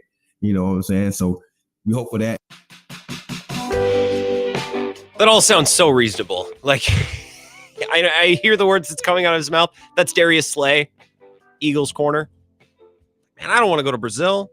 Sorry you get to go to Sao Paulo. Pretty cool opportunity. Means you're on a good team. The NFL want to showcase you. Well, the police said they're going to be a top. I mean, they're going to be all over the place. Well, I should hope so. Should we expect anything less from 2 superstar NFL teams visiting the country? It would be the same in the United States. If Messi and his team, or if a Premier League game came over here, it would be the same way. Man, it's like, again, I said this last segment. I said this to Bill earlier today. It's like everyone woke up this week for the first time and discovered international travel and the way that it works. And I got to get to the phones because we've got a caller on hold for a little bit and I don't want to make him wait any longer. But these NFL players, they're making more money than ever before. Contracts are going up, up, up, up, up. Salary cap going up, up, up, up. More money, more money, more money, more money. Okay, well, this is part of that deal. Every once in a while, you might have to do something that you don't want to do in the interest of making the league more money, which you benefit from, right? That's how contracts keep going up. More money coming in benefits everybody. It's the Roger Goodell approach. And sometimes it's clunky. Sometimes he's got to rule with a little bit of an iron fist, but over a long period of time, you can't argue with the results. 608-321-1670, Wisco Sports Show. Who's this? Ridge Runner Mark, how are we doing, sir? Ridge Runner Mark, I'm excellent. How are you? Doing good on my evening commute home. I had a couple of takes talking about the Packers and expectations this year. I'm trying to, and I might fail, I'm trying to have the same perspective as last year. You know, open mind, whatever happens, great. It's a learning experience. It's kind of a get over the hump year. We could have another one of those. They're still relatively young team. Mm-hmm. Yes, they were on a heater on the last half of last season, but we still might see some inconsistencies. It's a new defensive system. We've got new players everywhere. Who knows? So we can try and, have expectations of, wow, they're going to go all the way to the Super Bowl, but maybe that's year 3. Yeah. Sophomore slump would be the phrase I think many would use. Sure, or just inconsistency. Like they're not going to go. Love isn't going to throw 18 touchdowns and 1 interception in the first 4 or 5 games. I don't think we see that. I don't know if that's necessarily going to happen. Now, could he? Great, then we kind of know a little bit more. Last week on Bill's show, or last week or the week before, you guys are chatting about elite quarterbacks, and I had a thought. With the Tom Brady's of the world and now the Mahomes of the world, I think we've eschewed the term elite to mean Super Bowl win. Okay. And I'd like to throw that out the window because Super Bowl wins, half of that, if not more, depends on the rest of your team. Okay. And that's not, taking away from, people, quarterbacks having a bad game in the playoffs and they can't win a Super Bowl and that. But I think an elite quarterback are they good at their craft? Okay. Would you look at that quarterback and say, if I had to win one game, everything else is equal, who's my quarterback? That equals elite. So, your Josh Allens of the world, Lamar Jackson of the world, they're elite quarterbacks. Agreed. Won MVPs. What would you take them in a heartbeat to win you a game? Probably.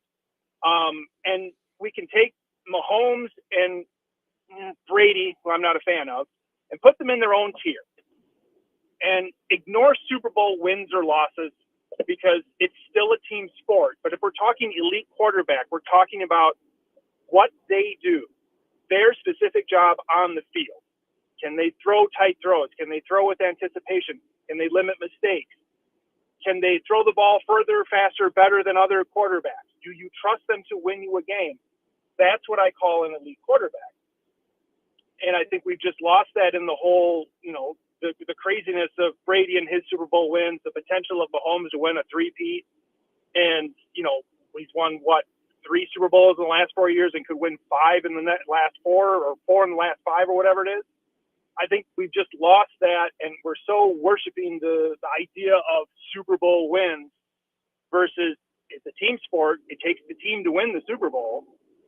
And so I think that's an excellent take, and you get us, Ridge Runner Mark, into a deeper conversation about, I think, how ring obsessed we've become, right? We judge players and we shape their legacies based on how many championships that they've won. And that's a big part of it.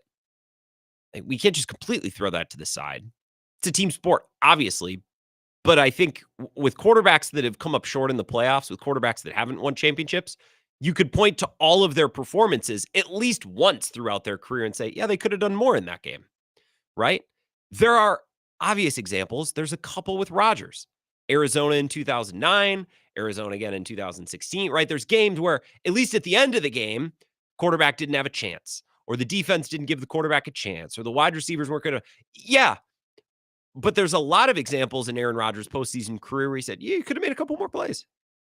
Could have made a couple more plays. The defense could have made a couple more plays, sure, but the quarterback could have made a couple more plays too. That's why the quarterback is such an interesting role in American professional sports, is because they just have so much more control over the outcome of games than any other player, any other position really on any other team. You could talk about the NBA and the best superstar on the best NBA team, sure, okay.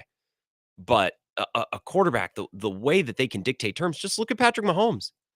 Right? We were at the Super Bowl last year. The whole week as we're getting ready for the game, people are talking about, well, who do you got? You got the Niners, you got the Chiefs. And everyone would say, I mean, the Niners are better, but I'm not picking against Patrick Mahomes. Right? Now, Mahomes is the gold standard, but there needs to be an element of that in the best quarterbacks ever, where it's like, even when their team isn't as good and even when they don't have as much talent, they just make a couple of extra plays to help their team win the game. And I think Josh Allen's capable of that. Lamar last year, Lamar threw that awful pick against the Chiefs. And I don't know that the Chiefs had a better roster than the Ravens. I think they were very comparable, right? Mahomes played mistake-free football, made a couple huge throws when he needed to. So, yeah, rings aren't everything, but playoff performance and performance in the biggest playoff games, conference championship, Super Bowls, it's a big part of exactly what separates, the second, third best quarterback in the league with the best of the best. What separates right now, Josh Allen and Patrick Mahomes, or for years, what separated Tom Brady and Aaron Rodgers. 608-321-1670. We'll take a 3-minute break, wrap up the Wisco Sports Show next. This is the Wisco Sports Show with Grant Bills on the Wisconsin Sports Zone Radio Network.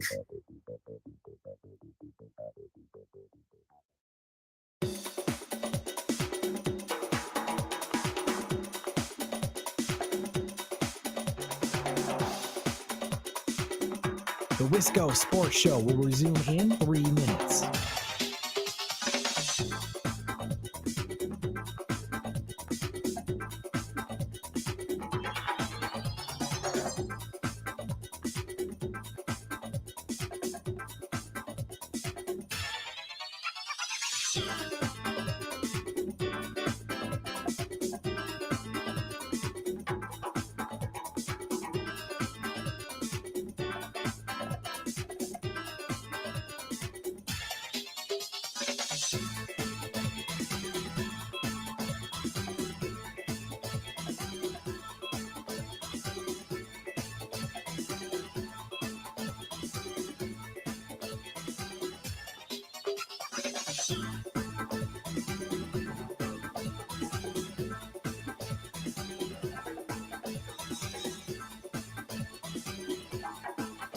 The Wisco Sports Show will resume in 2 minutes.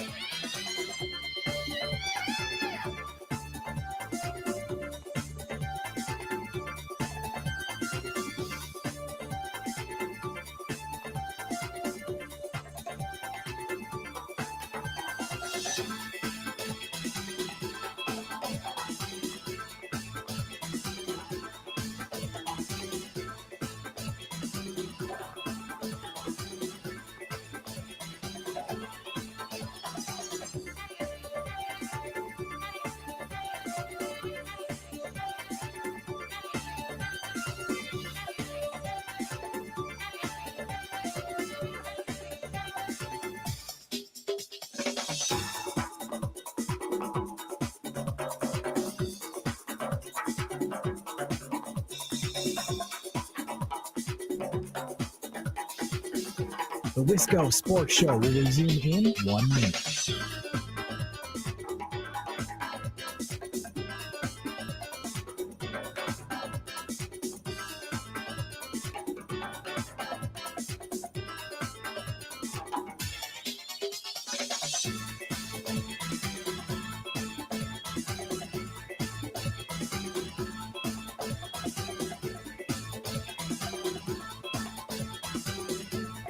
The Wisco Sports Show will resume in 30 seconds.